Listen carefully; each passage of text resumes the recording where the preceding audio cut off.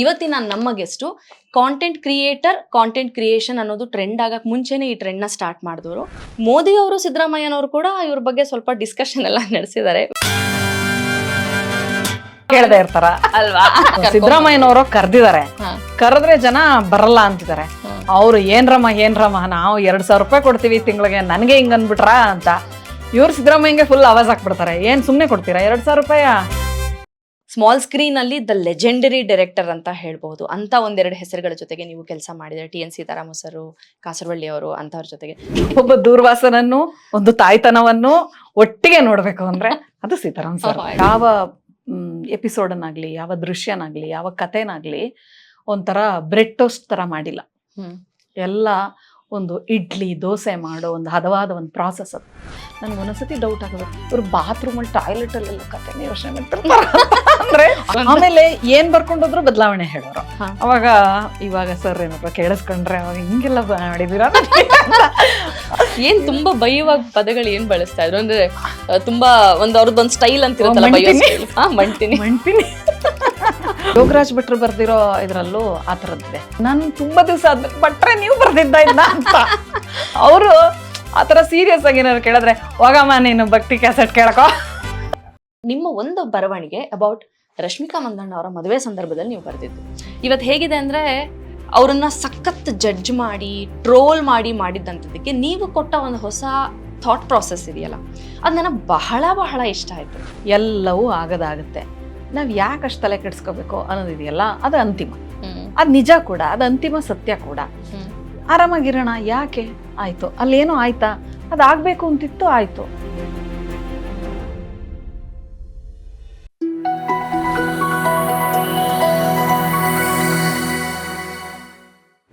ಇವತ್ತು ನಾವು content creation ಅನ್ನೋ ಜಮಾನದಲ್ಲಿದ್ದೀವಿ. ಸಖತ್ ಟ್ರೆಂಡ್ ಆಗ್ತಾ ಇರುವಂತಹ ಒಂದು ಜಾಬ್ ಪ್ರೊಫೈಲ್ ಅಂತಾನೂ ಹೇಳ್ಬೋದು. ಮುಂಚೆ ಎಲ್ಲ ಏನು ಓದಿದ್ರೆ ಏನು ಕೆಲಸ ಸಿಗುತ್ತೆ ಅಂತ ಲೆಕ್ಕ ಹಾಕೊಂಡು ಆ ಕೋರ್ಸ್ಗಳನ್ನ ಮಾಡ್ತಾ ಇದ್ದಿದ್ದುಂಟು. ಬಟ್ ಇವಾಗ ನಮ್ಮ ಉದ್ಯೋಗನ ನಾವು ಸೃಷ್ಟಿ ಮಾಡ್ಕೊಳ್ಬಹುದಾದಂಥ ಅದರ ಒಂದು ಪ್ರೊಫೈಲ್ ಇದೆ ಅಂತ ಹೇಳಿದ್ರೆ that is content creation. But ಇವತ್ತಿನ ನಮ್ಮ guest content creator, content creation ಅನ್ನೋದು ಟ್ರೆಂಡ್ ಆಗಕ್ಕೆ ಮುಂಚೆನೇ ಈ ಟ್ರೆಂಡ್ನ ಸ್ಟಾರ್ಟ್ ಮಾಡಿದವರು. ಇದಕ್ಕೆಲ್ಲ ಮುಂಚೆನೇ ಕಾಂಟೆಂಟ್ ಕ್ರಿಯೇಟರ್ ಆದವರು. ದ ವೆರಿ ಸ್ಪೆಷಲ್ ಗೆಸ್ಟ್ ಇವತ್ತು ನಮ್ಮ ಜೊತೆಗಿರೋರು. TV ಮಾಧ್ಯಮದಲ್ಲಿ, ಪತ್ರಿಕೆ ಮಾಧ್ಯಮದಲ್ಲಿ, ಆಕಾಶವಾಣಿಯಲ್ಲಿ, ರೇಡಿಯೋ ಜರ್ನಿ ಅಂತ ತಗೊಂಡ್ರೆ, ಬರವಣಿಗೆಯಲ್ಲಿ ಲೇಖನಗಳು, ಅಂಕಣಗಳು ಇದೆಲ್ಲವನ್ನ ಬರೆದು TV ಸೀರಿಯಲ್ಗಳಿಗೆ ಸಂಭಾಷಣೆಗಳನ್ನು ಬರೆದಿರುವಂಥವ್ರು, ಕಿರುತೆರೆಯಲ್ಲಿ ಸಾಕಷ್ಟು ಅನುಭವ ಪಡ್ಕೊಂಡಿರುವಂತಹ ವೆರಿ ಸ್ಪೆಷಲ್ ಗೆಸ್ಟ್. ಅದರ ಜೊತೆಗೆ ಐಸಿಂಗ್ ಆನ್ ದ ಕೇಕ್ ಅಂದ್ರೆ, ಮೋದಿ ಅವರು, ಸಿದ್ದರಾಮಯ್ಯನವರು ಕೂಡ ಇವ್ರ ಬಗ್ಗೆ ಸ್ವಲ್ಪ ಡಿಸ್ಕಷನ್ ಎಲ್ಲ ನಡೆಸಿದ್ದಾರೆ. ವೆರಿ ಇಂಟ್ರೆಸ್ಟಿಂಗ್ ಸ್ಟೋರಿ ಇದೆ, ಅದು ಏನು ಅಂತ ಆಮೇಲೆ ಡಿಸ್ಕಸ್ ಮಾಡೋಣ. ಬಿಫೋರ್ ದಟ್ ಅವ್ರನ್ನ ಕಾರ್ಯಕ್ರಮಕ್ಕೆ ವೆಲ್ಕಮ್ ಮಾಡೋಣ. ನಮಸ್ಕಾರ ಕುಸುಮ ಐರಳ್ಳಿ ಅವರೇ. ನಮಸ್ತೆ. ಹೇಗಿದ್ದೀರಾ? ಚೆನ್ನಾಗಿದ್ದೀನಿ. ಐರಳ್ಳಿ ಹೇಗಿದೆ? ಐರಳ್ಳಿ ಹೇಗೆ ಹೇಳೋದಪ್ಪ, ಒಂದ್ ಪದದಲ್ಲಿ ಹೇಳಲಾಗೋ ತರ ಇದೆ, ಹೇಳಲಾಗದ ತರ ಇದೆ. ಚೆನ್ನಾಗಿದೆ ಅಥವಾ ಚೆನ್ನಾಗಿಲ್ಲ, ಎರಡು ಇದೆ. ಎಲ್ಲ ಊರಿಗೂ ಅದೊಂದು ಎರಡು ಫೇಸ್ ಇರುತ್ತಲ್ವಾ? ನಾನು ಆಗ್ಲೇ ಹೇಳ್ದಂಗೆ, ಈ ಕಾಂಟೆಂಟ್ ಕ್ರಿಯೇಷನ್ ಅಂತ ಬಂದಾಗ ಯುಗದಲ್ಲಿ ಇದೀವಿ. ನಿಮ್ಮ ಬರವಣಿಗೆ ನೋಡಿದಾಗ ಒಂದ್ ಕಡೆ ಜಮಾನ ಅಂತ ತಗೊಳ್ಳೋಣ. ನಾನಾಗ್ಲೇ ಹೇಳ್ದಂಗೆ ಬುಕಿಶ್ ಸಾಹಿತ್ಯಮಯವಾಗಿ ಬರೆಯುವಂಥದ್ದು ಒಂದು ಬರವಣಿಗೆ. ಅದಾದ್ಮೇಲೆ ಒಂದು ಸ್ವಲ್ಪ ಶಿಫ್ಟ್ ಆಯ್ತು, ಏನ್ ಕುಳೆ ಮಾಡಿದ್ವಿ ಅಲ್ವಾ, ಬೆಜ್ಜಾನಿತ್ತಲ್ವಾ, ಅದೊಂದು ಸ್ಟೈಲ್ ಬಂತು. ಈಗ ಆಸ್ ಅ ಪೇರೆಂಟ್ ನಿಮ್ಗೂ ಒಬ್ಬ ಜೆನ್ ಆಲ್ಫಾ ಮಗ ಇದ್ದಾನೆ. ಸೊ ಇವಾಗ IGK, TBH, IG ಇದೆಲ್ಲ ಹೇಳೋದು, ಸೈಕ್ ಅದೆಲ್ಲ ಬಂದಿದೆ. ಈ ಶಿಫ್ಟ್ ನಿಮ್ಗೆ ಏನ್ ಅನ್ಸುತ್ತೆ? ನನಗೆ ಖುಷಿ ಆಗುತ್ತೆ. ಅಂದ್ರೆ ಯಾವಾಗ್ಲೂ ನಾ ಹೇಳ್ತಾ ಇರ್ತೀನಿ, ಈ ಬದಲಾವಣೆಯ ಕಾಲ ಇರುತ್ತಲ್ಲ, ಆ ಬದಲಾವಣೆಗೆ, ಯಾವುದೇ ಬದಲಾವಣೆಗೆ ಸಾಕ್ಷಿ ಆಗೋದಿದೆಯಲ್ಲ, ಅದು ಸಂಭ್ರಮವೂ ಹೌದು, ಸಂಕಟವೂ ಹೌದು, ಎರಡೂ ಹೌದು. ಏನೇ ಬದಲಾದ್ರೂ ಅಯ್ಯೋ ಅದು ಹೊಟ್ಟೋಗ್ತಾ ಇದೆಯಲ್ಲ ಅಂತ ಬೇಜಾರು ಆಗುತ್ತೆ. ಆದ್ರೆ ಹೊಸದ್ರ ಬಗ್ಗೆ ಕುತೂಹಲನೂ ಇರುತ್ತೆ. ಮತ್ತೆ ಅದೊಂಥರ ಸ್ವಭಾವ ವೈರಾಗ್ಯ, ಅಭಾವ ವೈರಾಗ್ಯ ತರ. ಅಂದ್ರೆ ಬದಲಾಗದನ್ನ ನಾವೇನು ನಿಲ್ಸಕ್ಕಾಗಲ್ಲ, ಆಗಲ್ಲ. ಆದ್ರೆ ಒಂದು ಏನು ಅಂದ್ರೆ, ಅಯ್ಯೋಯ್ಯೋ ಆಗ್ಲೇ ಚೆನ್ನಾಗಿತ್ತು ಅಂತ ಹೇಳೋದು ಎಲ್ಲಾ ಕಾಲದಲ್ಲೂ ಇರೋ ಒಂದು ಕಾಮನ್ ಡೈಲಾಗ್ ಅದು. ಆದ್ರೆ ನಾನು ಇತ್ತೀಚೆಗೆ ಅದನ್ನ ಹೇಳೋದನ್ನ ಬಿಟ್ಟಿದ್ದೀನಿ. Conscious decision. ಏನ್ ಅವು ಇನ್ನೊಂದು 20 ವರ್ಷ ಆದ್ಮೇಲೆ ಇವು ಅದೇ ಹೇಳ್ತವೆ ಅವ್ರ ಮಕ್ಕಳಿಗೆ, ಇದ್ರಲ್ಲಿ ಏನ್ ಬದಲಾವಣೆ ಇಲ್ಲ ಅಂತ. ನನಗೆ ಏನು ಹೊಸದನ್ನ ಸ್ವೀಕರಿಸೋದ್ರಲ್ಲಿ ಖುಷಿ ಇದೆ. ಹಳೇದು ಹೋಗ್ತಿರೋದ್ರ ಬಗ್ಗೆ ಬೇಜಾರು ಇರುತ್ತೆ ಕೆಲವೊಂದು. ಈ ಒಂಥರ ನಾವು ಒಂದ್ ಜನ್ಮದಲ್ಲಿ ಒಂದ್ 5-6 ಜನ್ಮ ಪಡ್ಕೊಂಡಿರೋಂಥ ಜನರೇಷನ್ ಆಕ್ಚುಲಿ ಅಲ್ವಾ, ನಾವು best generation. Best generation. Letter ನೋಡಿದೀವಿ. ಅಂದ್ರೆ ಈ ಲೆಟರ್ ಕಾಲದವ್ರಿಗೆ ಈ ತರದ್ ನೆಕ್ಸ್ಟ್ ಒಂದು ಫೋನ್ ಬರಬಹುದು ಅಂತ ಅದ್ರ ಬಳಕೆ ಗೊತ್ತೇ ಇರಲ್ವಲ್ಲ, ಅದು ಬರಕ್ ಮುಂಚೆ ಹೋಗ್ಬಿಟ್ಟಿರ್ತಾರಲ್ಲ ಅವರು ಒಂಥರ ಬದುಕಿರ್ತಾರೆ. ಹೌದಾ, ಲೆಟರ್ ಎಲ್ಲ ಬರೀತಿದ್ರ ನೀವು ಇಲ್ಲಿಂದ ಇಲ್ಲಿಗೆ ಪಕ್ಕದ ಜಿಲ್ಲೆಗಳಿಗೆ ಅಂತ ಆಶ್ಚರ್ಯದಿಂದ ನೋಡೋ ಮನುಷ್ಯ. ಫೋನ್ ಬರಕ್ ಮುಂಚೆ ಬದುಕಿಂಗಿತ್ತು, ಲೈಟ್ ಬರಕ್ ಮುಂಚೆ ಬದುಕಿಂಗಿತ್ತು ಅಂತ ಗೊತ್ತೇ ಇಲ್ಲದೆ ಇರೋ ಒಂದ್ ಜನರೇಷನ್ ಇದೆ. ನಾವು ಅಲ್ಲಿಯೂ ಇದ್ದೇವೆ, ಇಲ್ಲಿಯೂ ಇದ್ದೇವೆ, ಎಲ್ಲೆಲ್ಲಿಯೂ ಇದ್ದೇವೆ. ನಾವು ಇದೀವಿ ಅಂತ ಆ ಕಂಬದಲ್ಲೂ ಇರುವನೆ, ಅಲ್ಲಿಯೂ ಇರುವನು, ಹಾಗೆ ಆ ಕಾಲದಲ್ಲೂ ಇದ್ದೀರೆ, ಅಲ್ಲಿಯೂ ಇದ್ದೆವು, ಈ ಕಾಲದಲ್ಲಿ ಇಲ್ಲಿ ನಾಳೆ ಗೊತ್ತಿಲ್ಲ, ಇರಲು ಬಯಸುವೆವು. ನನಗ್ ನಿಜವಾಗ್ಲೂ ರೂಪ, ಯಾರಾದ್ರೂ ಕೇಳಿದ್ರೆ ತುಂಬಾ ನೀರಸವಾಗಿ ಏನೋ ಎಲ್ರು ಪಟ್ ಅಂತ ಹೋಗ್ಬಿಡ್ತಾ ಇದಾರೆ, ನಾವ್ ಯಾವಾಗ ಹೋಗ್ಬಿಡ್ತೀವೋ, ಏನ್ ಮಾಡೋದು, ದೇವ್ರ ಕರ್ಕೊಂಡ್ರೆ ಹೋಗ್ಬಿಡತ್. ಹಂಗೇನೋ ಒಂದ್ಸಲ ನಂಗೆ ಭಯ ಆಗುತ್ತೆ, ಹಂಗೆಲ್ಲ ಹೋಗಕ್ ಇಷ್ಟ ಇಲ್ಲ ನಂಗೆ, ತುಂಬಾ ವರ್ಷ ಇರ್ಬೇಕು. ಇವಾಗ ಏನ್ ಫೋನ್ ಬಂತು, ಬಂತು, ಆಮೇಲೆ ಏನಾಗುತ್ತೆ ಅಂತ ನೋಡ್ಬೇಕು ನಾನು ಸ್ವಲ್ಪ. ಸಖತ್ ಲೈಟರ್ ನೋಟಲ್ಲಿ ತಗೊಳ್ಬೋದಲ್ವಾ ವಿಚಾರಗಳನ್ನ. ನಿಮ್ಮಲ್ಲೇ ನಿಮ್ ಮಗ ಇದ್ದಾನೆ, ಇಸ್ ಜೆನ್ಜಿ. ಈಗ ನಿಮ್ಮ ಬರವಣಿಗೆಗೂ ಅದಕ್ಕಿಂತ ಮುಂಚೆ ನಾನು ಹೇಳ್ಬೇಕು, ನಾನ್ ನಿಮ್ಮ ಬರವಣಿಗೆಯ ಫ್ಯಾನ್ ಗರ್ಲ್. ನಾನು ನಿಮ್ಮ ಫ್ಯಾನ್. ಅಯ್ಯೋ ದಿಸ್ ಇಸ್ ನನಗೆ ಅರ್ಗಿಸ್ಕೊಳಕ್ಕಾಗಲ್ಲ. ನಿಮ್ಮ ಪ್ರತಿಯೊಂದು ಪೋಸ್ಟ್ ನಾನು ಓದ್ತೀನಿ, ನೋಡ್ತೀನಿ. ನಿಮ್ಮ ಯುನೀಕ್ನೆಸ್ ಅಂದ್ರೆ ನಿಮ್ಮ ಪ್ರೆಸೆಂಟೇಶನ್ ಸ್ಟೈಲ್, ಅಂದ್ರೆ ಭಾಷೆಯ ಸ್ಟೈಲ್. ಆ ಒಂದು ಸೊಗಡು ಅಂತ ಇದೆ, ಭಾಷೆಗೆ ಒಂದು ಸೊಗಡು ಅಂತ ಇರುತ್ತೆ. ಅದನ್ನ ನೀವು ಪ್ರೆಸೆಂಟ್ ಮಾಡುವ ರೀತಿ, ಅದನ್ನ ಇವತ್ತೇನ್ ನಡೀತಾ ಇದೆ ಸಿನಾರಿಯೋಸು, ಅದನ್ನ ಅದ್ರ ಜೊತೆಗೆ ಬ್ಲೆಂಡ್ ಮಾಡುವ ರೀತಿ. ನಿಮ್ಮ ಮಗನೇ ನಿಮ್ಮ ಬರವಣಿಗೆ ಓದ್ದಾಗ ಏನ್ ಹೇಳ್ತಾನೆ, ಸಲಿಗೆ, ತಾಯಿ ಅನ್ನೋ ಸಲಿಗೆನಲ್ಲಿ ಏನ್ ಹೇಳ್ತಾನೆ? ಮೊದಲನೇದಾಗಿ ನಮ್ಮ ಮಕ್ಕಳು ನಮ್ಮ ಬರವಣಿಗೆನ ಓದಲ್ಲ ಸೀರಿಯಸ್ ಆಗಿ. ಅಂದ್ರೆ ಗೊತ್ತಿಲ್ಲ ಏನು ಅಂದ್ರೆ ಅವ್ರಿಗದು, ಅವ್ರು ಓದ್ತಾರೆ, ಓದಲ್ಲ ಅಂತಲ್ಲ, ಅವರ ಓದು ಬೇರೆದಾಗಿರತ್ತೆ. ಅವ್ರಿಗೆ ಈ ಟ್ರೆಡಿಷನಲ್ ಕತೆ ಇದನ್ನೆಲ್ಲ ಅವ್ರಿಗನ್ನಿಸ್ಬೋದು, ಇದು ಯಾಕೆ ಬೇಕು, ಯಾಕೆ ಬರಿಬೇಕು ಇದನ್ನ. ನನ್ನ ಮಗ ನಂಗೆ ತುಂಬಾ ಒಂಥರ ಕೆಲವು ಸಲ ಅವನೇ ನಂಗೆ ಜ್ಞಾನೋದಯ ಮಾಡಿಸ್ತಾ ಇರ್ತಾನೆ. ಹಿಂಗೆ ನಾವು ಸಾಹಿತ್ಯ ಲೋಕ, ಕತೆಗಳು, ಸಂವೇದನೆ ಅಂತೆಲ್ಲ ನಾನು ಬಹಳ ಸೀರಿಯಸ್ ಆಗಿ ಅದರಲ್ಲಿ ಮುಳುಗಿರುವಾಗ ನನ್ನ ಮಗ ಕೇಳ್ತಾನೆ, ಕತೆ ಬರ್ದೇನಾಗ್ಬೇಕು ಅಮ್ಮ, ನಿನಗೆ ಅಲ್ಲಿ ಯಾಕೆ ಯುದ್ಧ ನಡೀತಿದೆ ಗೊತ್ತಾ, ಇಲ್ಲಿ ಯಾಕೆ ಏನಾಗ್ತಿದೆ ಗೊತ್ತಾ, ಯಾವ ದೇಶದಲ್ಲಿ ಯಾಕೆ ಏನಾಗ್ತಿದೆ ಗೊತ್ತಾ, ನಿನಗೆ ಸೈನ್ಸ್ ಮತ್ತು ಹ್ಯುಮ್ಯಾನಿಟಿ ಎರಡನ್ನೂ ಅಕ್ಕಪಕ್ಕ ಇಟ್ಟು ನೋಡಿದಾಗ ಒಂದರ ಪ್ರಭಾವ ಇನ್ನೊಂದರ ಮೇಲೆ ಎಂತ ಡಾರ್ಕ್ ಟ್ರೂತ್ ನಿನಗೆ ಗೊತ್ತಾಗ್ಬೇಕು ಅಂದ್ರೆ, ಸೈನ್ಸ್ ತನ್ನ ನಡೆದು ಬಂದ ದಾರಿಯಲ್ಲಿ ಅದು ಹ್ಯುಮ್ಯಾನಿಟಿ ಮೇಲೆ ಏನೇನ್ ಪರಿಣಾಮ ಬೀರ್ತಿದೆ ಅಂತ ನೋಡು, ಅವಾಗ ನಿಂಗೆ ಡಾರ್ಕ್ ರಿಯಾಲಿಟಿ ಗೊತ್ತಾಗುತ್ತೆ ಅಂತ. ಅಂದ್ರೆ ಗಾಡಿಲಿ ಕೂರ್ಸ್ಕೊಂಡು ಬರ್ತಾ ಇದ್ದೆ ನಾನು ಅವನ ಎಲ್ಲಿಗೋ ಮೈಸೂರು ಸಿಟಿ ಕರ್ಕೊಂಡು ಬರ್ತಾ ಇರ್ಬೇಕಾದ್ರೆ ಹಿಂದ್ಗಡೆ ಅಂತ ಹೇಳ್ದ, ನಂಗೆ ಅದನ್ನ ಡೈಜೆಸ್ಟ್ ಮಾಡ್ಕೊಳಕ್ಕೆ ಸ್ವಲ್ಪ ಹೊತ್ತು ಬೇಕಾಯ್ತು. ಅಂದ್ರೆ ಅವ್ರಿಗೆ ಏನನ್ಸುತ್ತೆ ಅಂದ್ರೆ, ಜಗತ್ತಲ್ಲಿ ಅವನಿಗೆ ಸ್ವಲ್ಪ ಜಿಯೋ ಪಾಲಿಟಿಕ್ಸ್ ಎಲ್ಲ ಇಷ್ಟ, ಏನೆಲ್ಲ ಇದೆ ಗುರು, ಅವರು ವೈಡರ್ ಇದ್ರಲ್ಲಿ ನೋಡ್ತಾರೆ. ಅದು ಬಹುಶಃ ವಯಸ್ಸಿನ ಕಾರಣಕ್ಕೆ, ಮತ್ತೆ ಜಗತ್ ಇದೆ ಅವ್ರ ಮುಂದೆ ಕೈಯಲ್ಲಿ. ನಮ್ ಕೈಯಲ್ಲಿ ಬರೀ ಪುಸ್ತಕ ಇತ್ತು, ಸ್ಕೂಲ್ ಇತ್ತು, ಸ್ಕೂಲಲ್ಲಿ ಗೋಡೆಯಲ್ಲಿ ಇದ್ದೊಂದು ಸಣ್ಣ ಕಿಟಕಿ ಇತ್ತು, ನಮ್ಮ ಮೇಷ್ಟ್ರು ಇದ್ರು ಅಷ್ಟೇ. ಇವತ್ತು ಅವ್ರ ಅಂಗೈಯಲ್ಲಿ ಜಗತ್ತಿರೋದ್ರಿಂದ ಅವರು ಜಗತ್ತನ್ನು ನೋಡ್ತಾ ಇದ್ದಾರೆ. ಈ ಸಾಹಿತ್ಯ ಎಲ್ಲ ಒಳ ಜಗತ್ತು, ಅವರು ಹೊರ ಜಗತ್ತನ್ನ ಹಿಂದೆಂದಿಗಿಂತ ಹೆಚ್ಚು ವಿಸ್ತಾರವಾಗಿ ನೋಡ್ತಿದ್ದಾರೆ. ಹಾಗಾಗಿ ಇದು ಯಾಕಿದು ಕತೆ, ಇದೇನಿದು ಅಂತ ಅನ್ಸುತ್ತೆ. ಅಂದ್ರೆ ಒಳ ಜಗತ್ತಿಗೆ ಓಪನ್ ಆಗುವಂತಹ ವಯಸ್ಸು, ಮಾಗುವಿಕೆ ಅವ್ರಿಗೆ ಬಂದಿಲ್ಲ. ಆಮೇಲೆ ಒಂದ್ಸತಿ ಹೊರಗಡೆ ಎಲ್ಲ ಶಬ್ದಗಳೆಲ್ಲ ಸಾಕು ಅಂತ ಅನ್ನಿಸ್ದಾಗ ಆಮೇಲೆ ಒಳ ಜಗತ್ತು ಗೊತ್ತಾಗುತ್ತೆ. ಮತ್ತು ಹೊರಗಿರೋ ಅಷ್ಟೇ ಜಗತ್ತು ಒಳಗೂ ಇದೆ ಅಂತ ಗೊತ್ತಾಗೋ ವಯಸ್ಸಲ್ಲ. ಹಾಗಾಗಿ ಆದ್ರೆ ಒಂದ್ಸತಿ ನನಗೆ ಹೌದಲ್ವಾ, ನಾವು ಹೆಚ್ಚು ಒಳಗೆ ಹೋಗ್ಬಿಟ್ಟಿರ್ತೀವಲ್ಲ, ಒಂಚೂರು ಹೊರಗೂ ನೋಡ್ಬೇಕು ಅಂತ ಅನ್ಸೋದು ಅಂತ. ಹಂಗೆ ಅಂದ್ರೆ ಹೊಸ ಜನರೇಷನ್ ಯಾವಾಗ್ಲೂ ನಮ್ ಕಣ್ ತೆರೆಸುತ್ತೆ. ಈ ಪೇರೆಂಟಿಂಗ್ ಅನ್ನೋದೇ ಹಾಗೆ ಅಲ್ವಾ, ಅದು ಪ್ರಾಸೆಸ್, ಅದೊಂದು ಜರ್ನಿ. ಒಟ್ಟಿಗೊಟ್ಟಿಗೆ ನಾವು ಅವ್ರ ಜೊತೆಗೂ ಬೆಳಿತಾ ಹೋಗೋದು, ಅವ್ರು ನಮ್ ಜೊತೆಗೆ ಒಂದಷ್ಟು ತಿಳ್ಕೊಳ್ತಾ ಹೋಗೋದು. It's hand in hand, it goes hand in hand. ಮತ್ ನಾವ್ ಯಾವಾಗ್ಲೂ ಮಾತಾಡ್ತಾ ಇರ್ತೀವಿ. ಅಂದ್ರೆ ನಮ್ ಡೈರೆಕ್ಟರ್ಸ್ ಕೆಲವರು ಹಂಗೆ, ಅಂದ್ರೆ ನಾನು ಬರೆಯೋದು ಗಿರಿಯೋದು ಸೀರಿಯಲ್ ಎಲ್ಲ ನಿಲ್ಸಿ ಆದ್ರೂನು ಸಂಬಂಧ ಹಾಗೆ ಇದೆ, ಯಾವಾಗ್ಲೂ ಮನೆಯವ್ರ ತರ ಮಾತಾಡ್ತಾ ಇರ್ತೀವಲ್ಲ. ಅವಾಗ ಯಾರಾದ್ರೂ ಸರ್ ಹೇಳ್ತಾ ಇರ್ತಾರೆ, ಶೇಷಾದ್ರಿ ಸರ್, ನನ್ ಮಗ ಹಂಗಂದರಿ ಅಂದ್ರೆ ಅವ್ರ ಸ್ಟೇಟ್ಮೆಂಟ್ಗಳ ಬಗ್ಗೆ ನಾವು ಮಾತಾಡ್ತಾ ಇರ್ತೀವಿ. ಅವ್ರ ಮಗ, ನನ್ ಮಗ ಎಲ್ಲ. ನಾನ್ ಒಂದಿನ ಹೇಳ್ದೆ, ಸರ್ ನಾವ್ ಯಾಕೆ ಅವ್ರನ್ನ ಬಹಳ ಸ್ಕೋಪ್ ಕೊಡ್ತಾ ಇದೀವಿ ಅವ್ರಿಗೆ, ನಾವ್ ಯಾಕೆ ಹೀಗಿದೀವಿ ಅಂದ್ರೆ ನೀವೇನು ಪ್ರಶ್ನೆ ಕೇಳಿಲ್ಲ, ಆದ್ರೂ ಇಲ್ಲ, ವಿಷಯ ಹೇಳಿ, ಬಂತು please. ಅಂತ ಹೇಳ್ಬಿಡ್ತಾ ಹೇಳಿ. ಇದೀನಿ.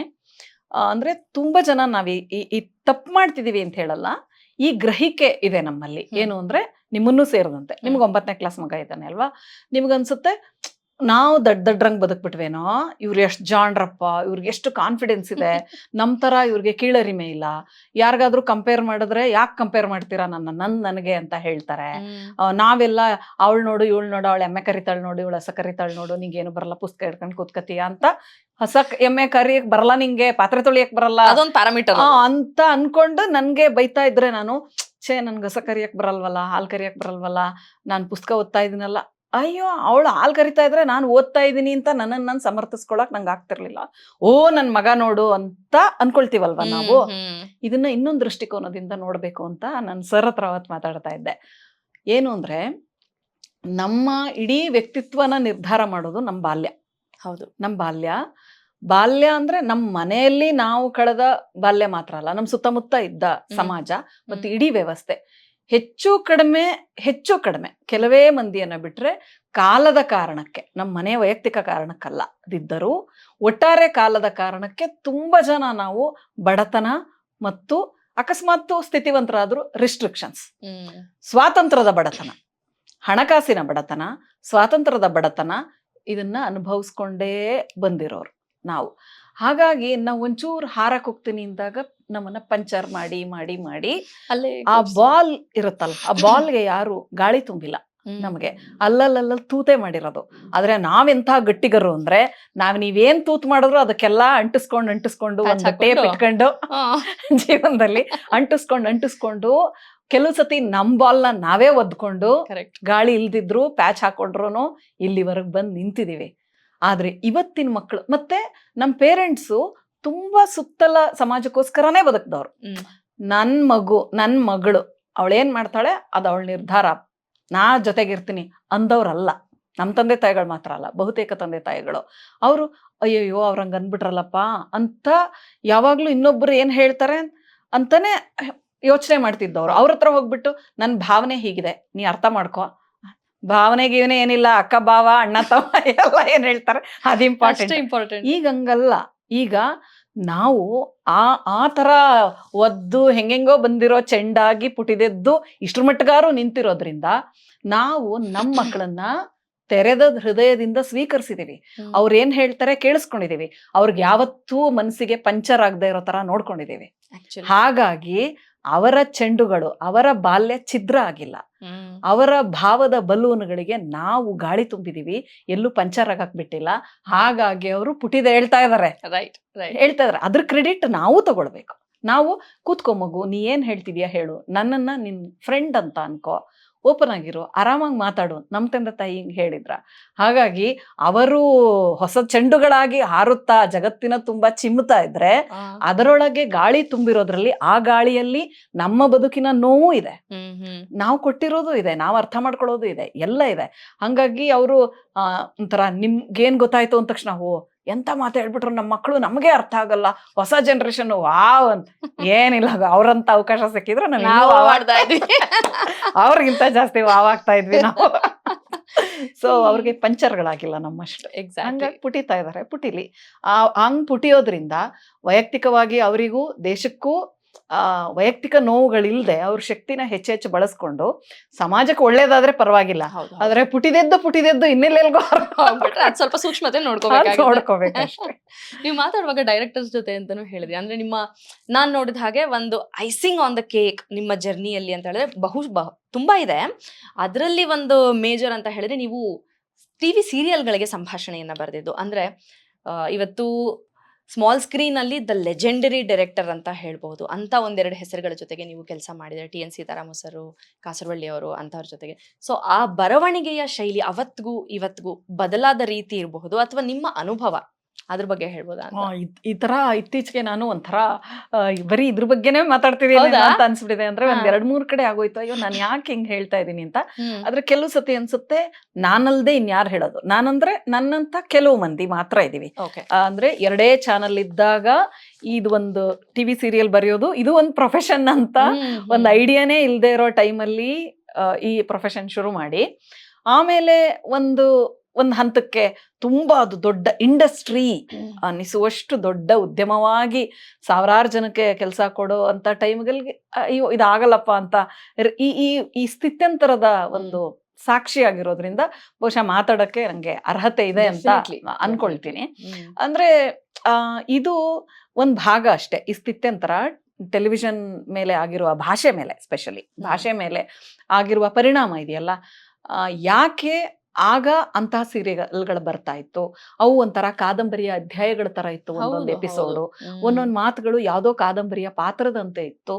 ಈಗ ಮಾತಾಡಿದ್ರೆ ಒಂಥರ ಅವರ ಹಾವ ಭಾವ, ಅವರ ಮಾತುಗಳು ಎಲ್ಲವೂ ಒಂಥರ 3ನೇ ದರ್ಜೆ ಯಾಕಾಗಿರುತ್ತೆ ಅನ್ನುವುದರ ಹಿಂದೆ ತುಂಬಾ ಜನ ಕಾರಣ ಕೇಳ್ತಾರೆ. ಅದು ಕಾರಣ 2 ಕಾರಣ.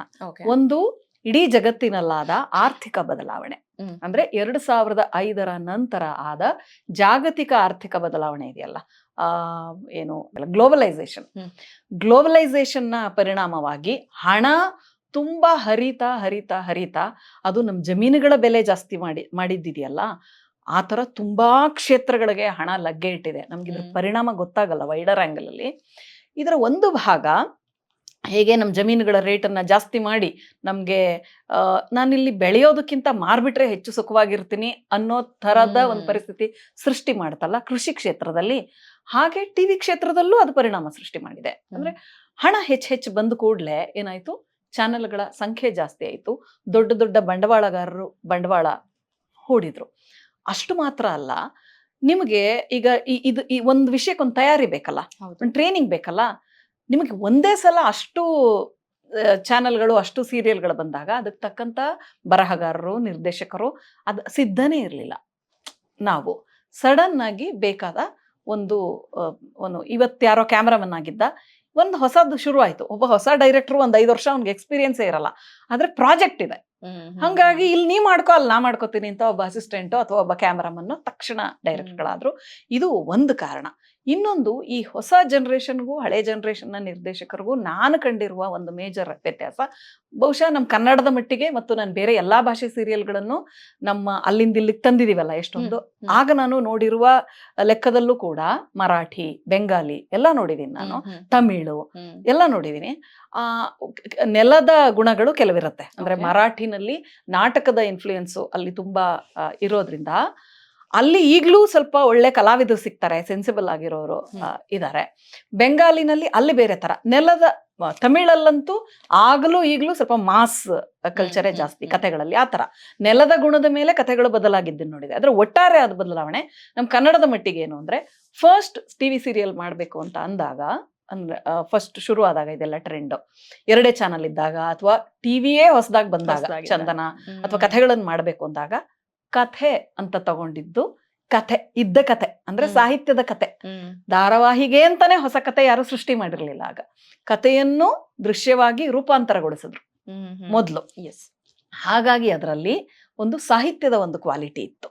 ಮತ್ತು ನಿರ್ದೇಶಕರು ಯಾರಾಗಿದ್ರು, ಎಲ್ಲರೂ ಸಾಹಿತ್ಯ ಓದ್ಕೊಂಡವರು, ನಾಟಕಗಳಲ್ಲಿದ್ದವರು, ಅದಾಗಲೇ ಕನ್ನಡದ ಸಾಂಸ್ಕೃತಿಕ ಜಗತ್ತಿನಲ್ಲಿ ಒಂದು ಒಳ್ಳೆ ಅಭಿರುಚಿ ಇದ್ದಂಥವ್ರು. ಅವರ ವ್ಯಕ್ತಿತ್ವದ ಮತ್ತು ಸಾಹಿತ್ಯದ ಅವ್ರು ತಗೊಂಡ ಕೃತಿಯ 2ರ ಎಫೆಕ್ಟ್ ಇಂದ ಆಗ ಆರಂಭದಲ್ಲಿ ಆ ಥರದ್ದು ಬಂತು. ಆಮೇಲೆ ಧಾರಾವಾಹಿಗೆ ಅಂತ ಕತೆ ಸೃಷ್ಟಿಸಿಕೊಂಡಾಗ್ಲೂ ಅದ್ರ ಪರಿಣಾಮ ಇದ್ದೇ ಇತ್ತು, ಫುಲ್ ಹೋಗಿರ್ಲಿಲ್ಲ. ಬರ್ತಾ ಬರ್ತಾ ಬರ್ತಾ ಅದು ಡೈಲ್ಯೂಟ್ ಆಯ್ತು. ಎಲ್ಲಿಗೆ ಬಂತು ಅಂದ್ರೆ, ನಮ್ಮವರೇ ಅದರ ಒಡೆತನದಲ್ಲಿದ್ರಲ್ಲ, ಯಾರು ರಾಮೋಜಿ ರಾವ್ ಇದ್ರು ಒಡೆತನದಲ್ಲಿ, ಅವರು ಸೀತಾರಾಮ್ ಕಾಸರವಳ್ಳಿ ಯಾರು ಕೇಳಿದ್ರು ಸ್ಲಾಟ್ಗಳನ್ನು ಕೊಡ್ತಾ ಇದ್ರು, ಜನನೂ ಹಾಗೆ ಇದ್ರು.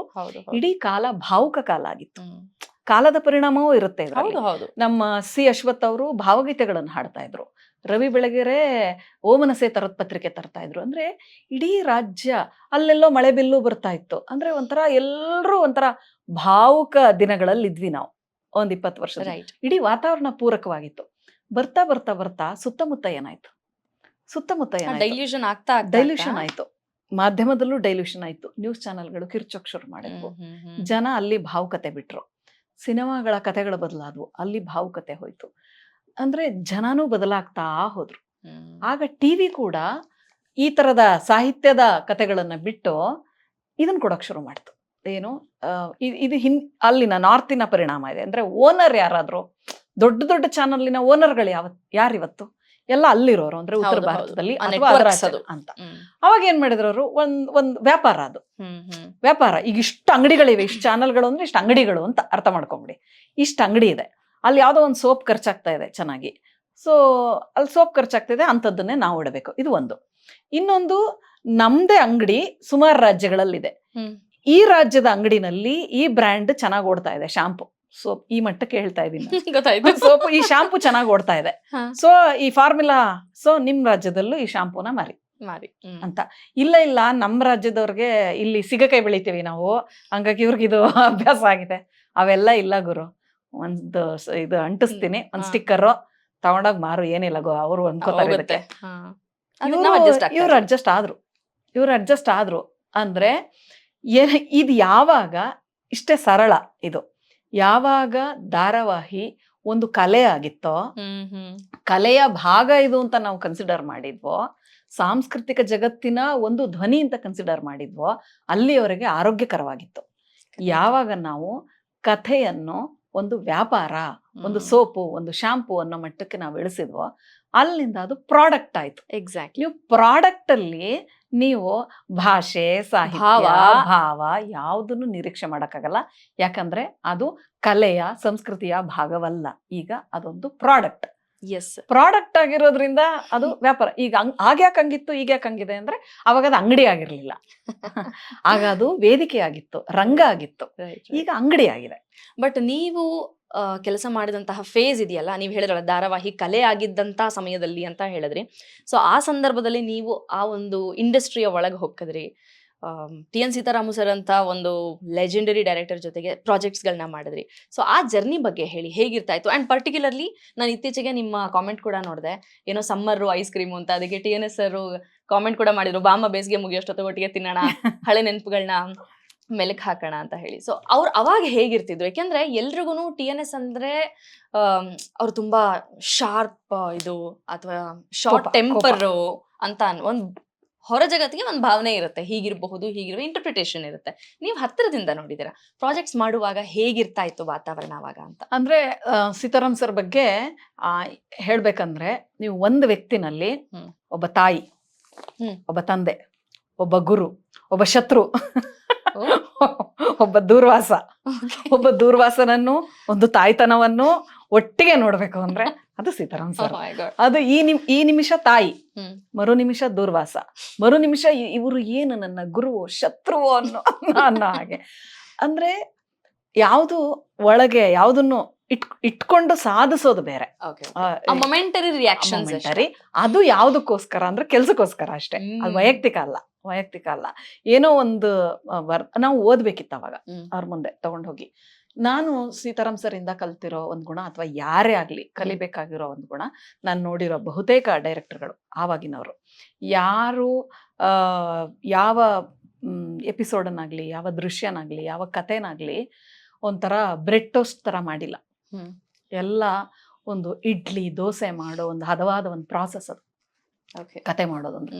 ನಿಮಗೆ ಒಂದು ಹಿಡಿ ಆಚೆ ಈಚೆ ಆದ್ರೂನು ಅದು ಹದ ತಪ್ಪುತ್ತೆ ಅನ್ನೋ ತರ ಆ ಒಂದು ಹಿಡಿ ಬಗ್ಗೆ, ಅಥವಾ ನಾವು ಒಂದು ಹಿಡಿ ಇಷ್ಟಕ್ಕಿಷ್ಟೇ ಉಪ್ಪು ಹಾಕು ಅಂತಿದ್ರೆ ಒಂದು ಉಪ್ಪಿನ ಹರಳು ವ್ಯತ್ಯಾಸ ಆಗದೆ ಇರೋ ಹಾಗೆ ಒಂದು ಹದವಾದ ಮಾಡ್ತಾರಲ್ಲ ಹಳೆ ಕಾಲದವರು, ಅಂಥದ್ದು ಒಂದು ಪ್ರಾಸೆಸ್. ಈಗ ಹಂಗಲ್ಲ, ಇವಾಗ ಹಿಂಗ್ ಮಾಡಿ ಹಿಂಗ್ ವಗಾಯಿಸು ಅನ್ನೋ ಅದು ಕಾಲಾನು ಹಂಗೆ ಕೇಳ್ತಾ ಇರ್ಲಿಲ್ಲ. ಅಂದ್ರೆ ಆ ಸ್ವಾತಂತ್ರ್ಯ ಚಾನೆಲ್ಗಳವರು ಕೂಡ ಕೊಟ್ಟಿದ್ರು. ಸರ್ ಕೂಡ ನಾವು ಮಾಡೋ ಕೆಲ್ಸನ ಧಾರಾವಾಹಿಯೇ, ಆದ್ರೆ ನಾವ್ ಏನು ಕೆಲಸ ಮಾಡ್ತೀವಿ ಅದರಲ್ಲಿ ಸಂಪೂರ್ಣ ಮುಳುಗಿ ಅದನ್ನ ಧ್ಯಾನಿಸುವುದು, ಆವಾಗ ನಮಗೆ ಒಳ್ಳೆ ಇದು ಆಚೆ ಬರೋದು. ನನ್ಗೆ ಒಂದೊಂದ್ಸತಿ ಡೌಟ್ ಆಗೋದು, ಇವ್ರು ಬಾತ್ರೂಮ್ ಅಲ್ಲಿ ಟಾಯ್ಲೆಟ್ ಅಲ್ಲೆಲ್ಲ ಕಥೆನೇ ಯೋಚನೆ ಮಾಡ್ತಿರ್ತಾರೆ ಅಂದ್ರೆ ಅಷ್ಟೊಂದು ಇಂಟುಯಿಟ್ ಅಂತೀವಲ್ಲ. ಅಂದ್ರೆ ಒಂದು ನಡೀತಾ ಇದೆ ಅಂದ್ರೆ ಅವ್ರು ಸಂಪೂರ್ಣ ಅದ್ರ ಬಗ್ಗೆನೇ ಯೋಚನೆ ಮಾಡೋದು ಯಾವಾಗ್ಲೂ.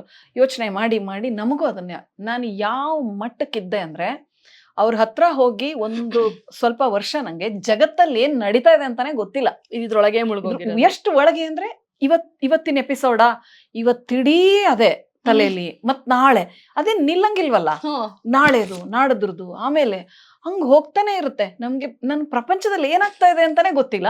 ಮತ್ತು ಅಷ್ಟು ಮುಳುಗಿದ್ದು ಒಂದು, ಮತ್ತು ಈಗ ಅನ್ಸುತ್ತೆ ನಾವ್ ಎಂತ ಭ್ರಮೆಯಲ್ಲಿದ್ವಿ ಅಂತ. ಇಡೀ ಜಗತ್ತು ನನ್ನ ಡೈಲಾಗೋಸ್ಕರ ನಾನು ಬರೆಯೋ ಇದಕ್ಕೋಸ್ಕರ ಕಾಯ್ತಾ ಇದೆ ಅನ್ನೋ ಲೆಕ್ಕದಲ್ಲಿ ಮುಳುಗಿ ಕೆಲಸ ಮಾಡ್ತಿದ್ನಲ್ಲ ಗುರು ನಾನು ಒಂದ್ ಸೀರಿಯಲ್ಗೆ ಅನ್ಸುತ್ತೆ. ಆದ್ರೆ ಹಂಗ್ ಮುಳುಗಬೇಕು, ಅದೇ ನಾವು ನಮ್ ಕೆಲ್ಸಕ್ಕೆ ಕೊಡೋ ನ್ಯಾಯ ಅಂತಾನು ಇತ್ತೀಚೆಗೆ ಅನ್ಸುತ್ತೆ. ಯಾವ ಸೀರಿಯಲ್ ಬರೆದ್ರಿ ನೀವು? ತುಂಬಾ ಅಂದ್ರೆ ಹೆಚ್ಚು ಸಮಯ ಕೆಲಸ ಮಾಡಿದೀನಿ ನಾನು. ಹೆಚ್ಚು ಸಮಯ ಯಾಕಂದ್ರೆ ಅವ್ರ ಸಿಟ್ಟನ್ನು ನಾನು ಸಹಿಸ್ಕೋತಾ ಇದ್ದೆ. ಸಹಿಸ್ಕೊಂಡಿದ್ದು ಕೂಡ ನಾನ್ ಸಹಿಸ್ಕೋತೀನಿ, ನಂಗೆ ಸಹಿಷ್ಣುತೆ ಇದೆ ಅಂತಲ್ಲ, ನಂಗೆ ಕೆಲಸ ಬೇಕಿತ್ತಾಗ ಆ ಕೆಲಸ ಒಂದು ಹಂಗರ್ ಇತ್ತಲ್ಲ, ಹಸಿವಿತ್ತು, ಹೊಟ್ಟೆ ಹಸಿವಿತ್ತು, ಹಂಗೆ ಸಹಿಸ್ಕೊಳ್ತಾ ಇದ್ದೆ. ಆಮೇಲೆ ಬೈಯೋದೆಲ್ಲ ಎಷ್ಟು ಅಭ್ಯಾಸ ಆಗೋಯ್ತು ಅಂದ್ರೆ ಇಷ್ಟ ಇಲ್ಲ, ನಗು ಬರ್ತಿತ್ತು.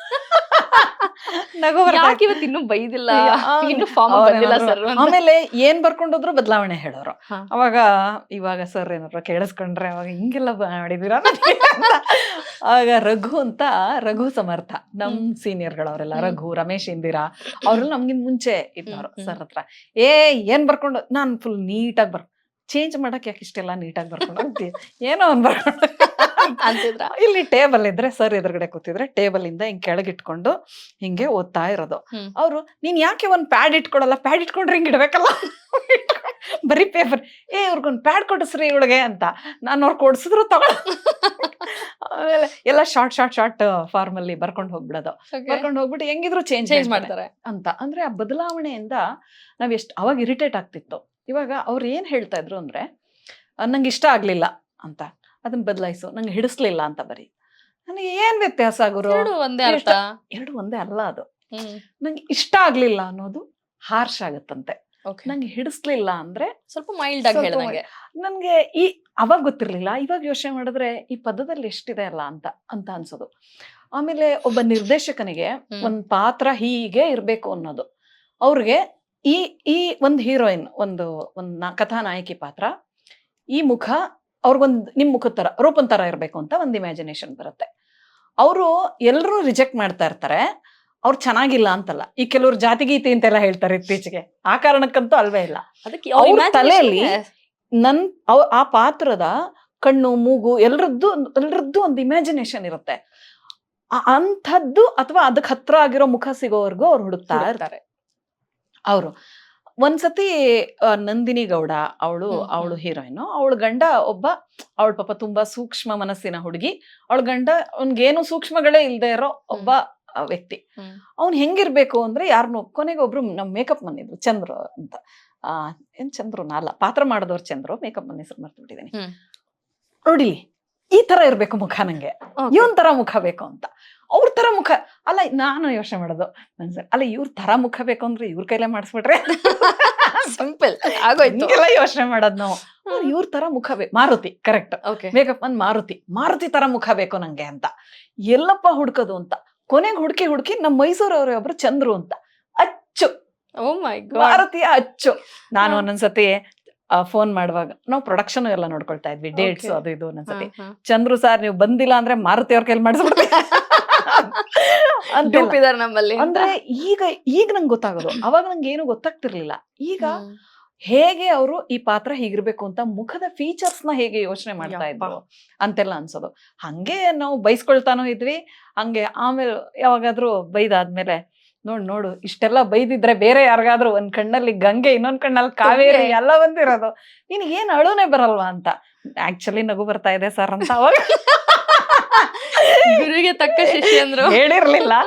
ಆದ್ರೆ ನಗು ಅಂದ್ರೆ ಅಷ್ಟು ಅಭ್ಯಾಸ ಅನ್ನೋದಕ್ಕಿಂತ ಹರ್ಟ್ ಆಗದ್ ಯಾವಾಗ ನಮ್ಗೆ ಅಂದ್ರೆ, ಈಗೋ ನನಗಿದ್ರೆ ಅವ್ರು ನನ್ಗೆ ಹಿಂಗ್ ಬೈತಾ ಇದಾರಲ್ಲ, ಇವ್ರು ಯಾಕೆ ಬೈಸ್ಕೋಬೇಕು ನಾನು ಅಂತೆಲ್ಲ ಅಂತಾಗ ಬೈತಾರೆ, ಅದ್ ಮಾಮೂಲಿ, ನಾಳೆ ಸರಿ ಹೋಗ್ತಾರೆ ಅಂತ.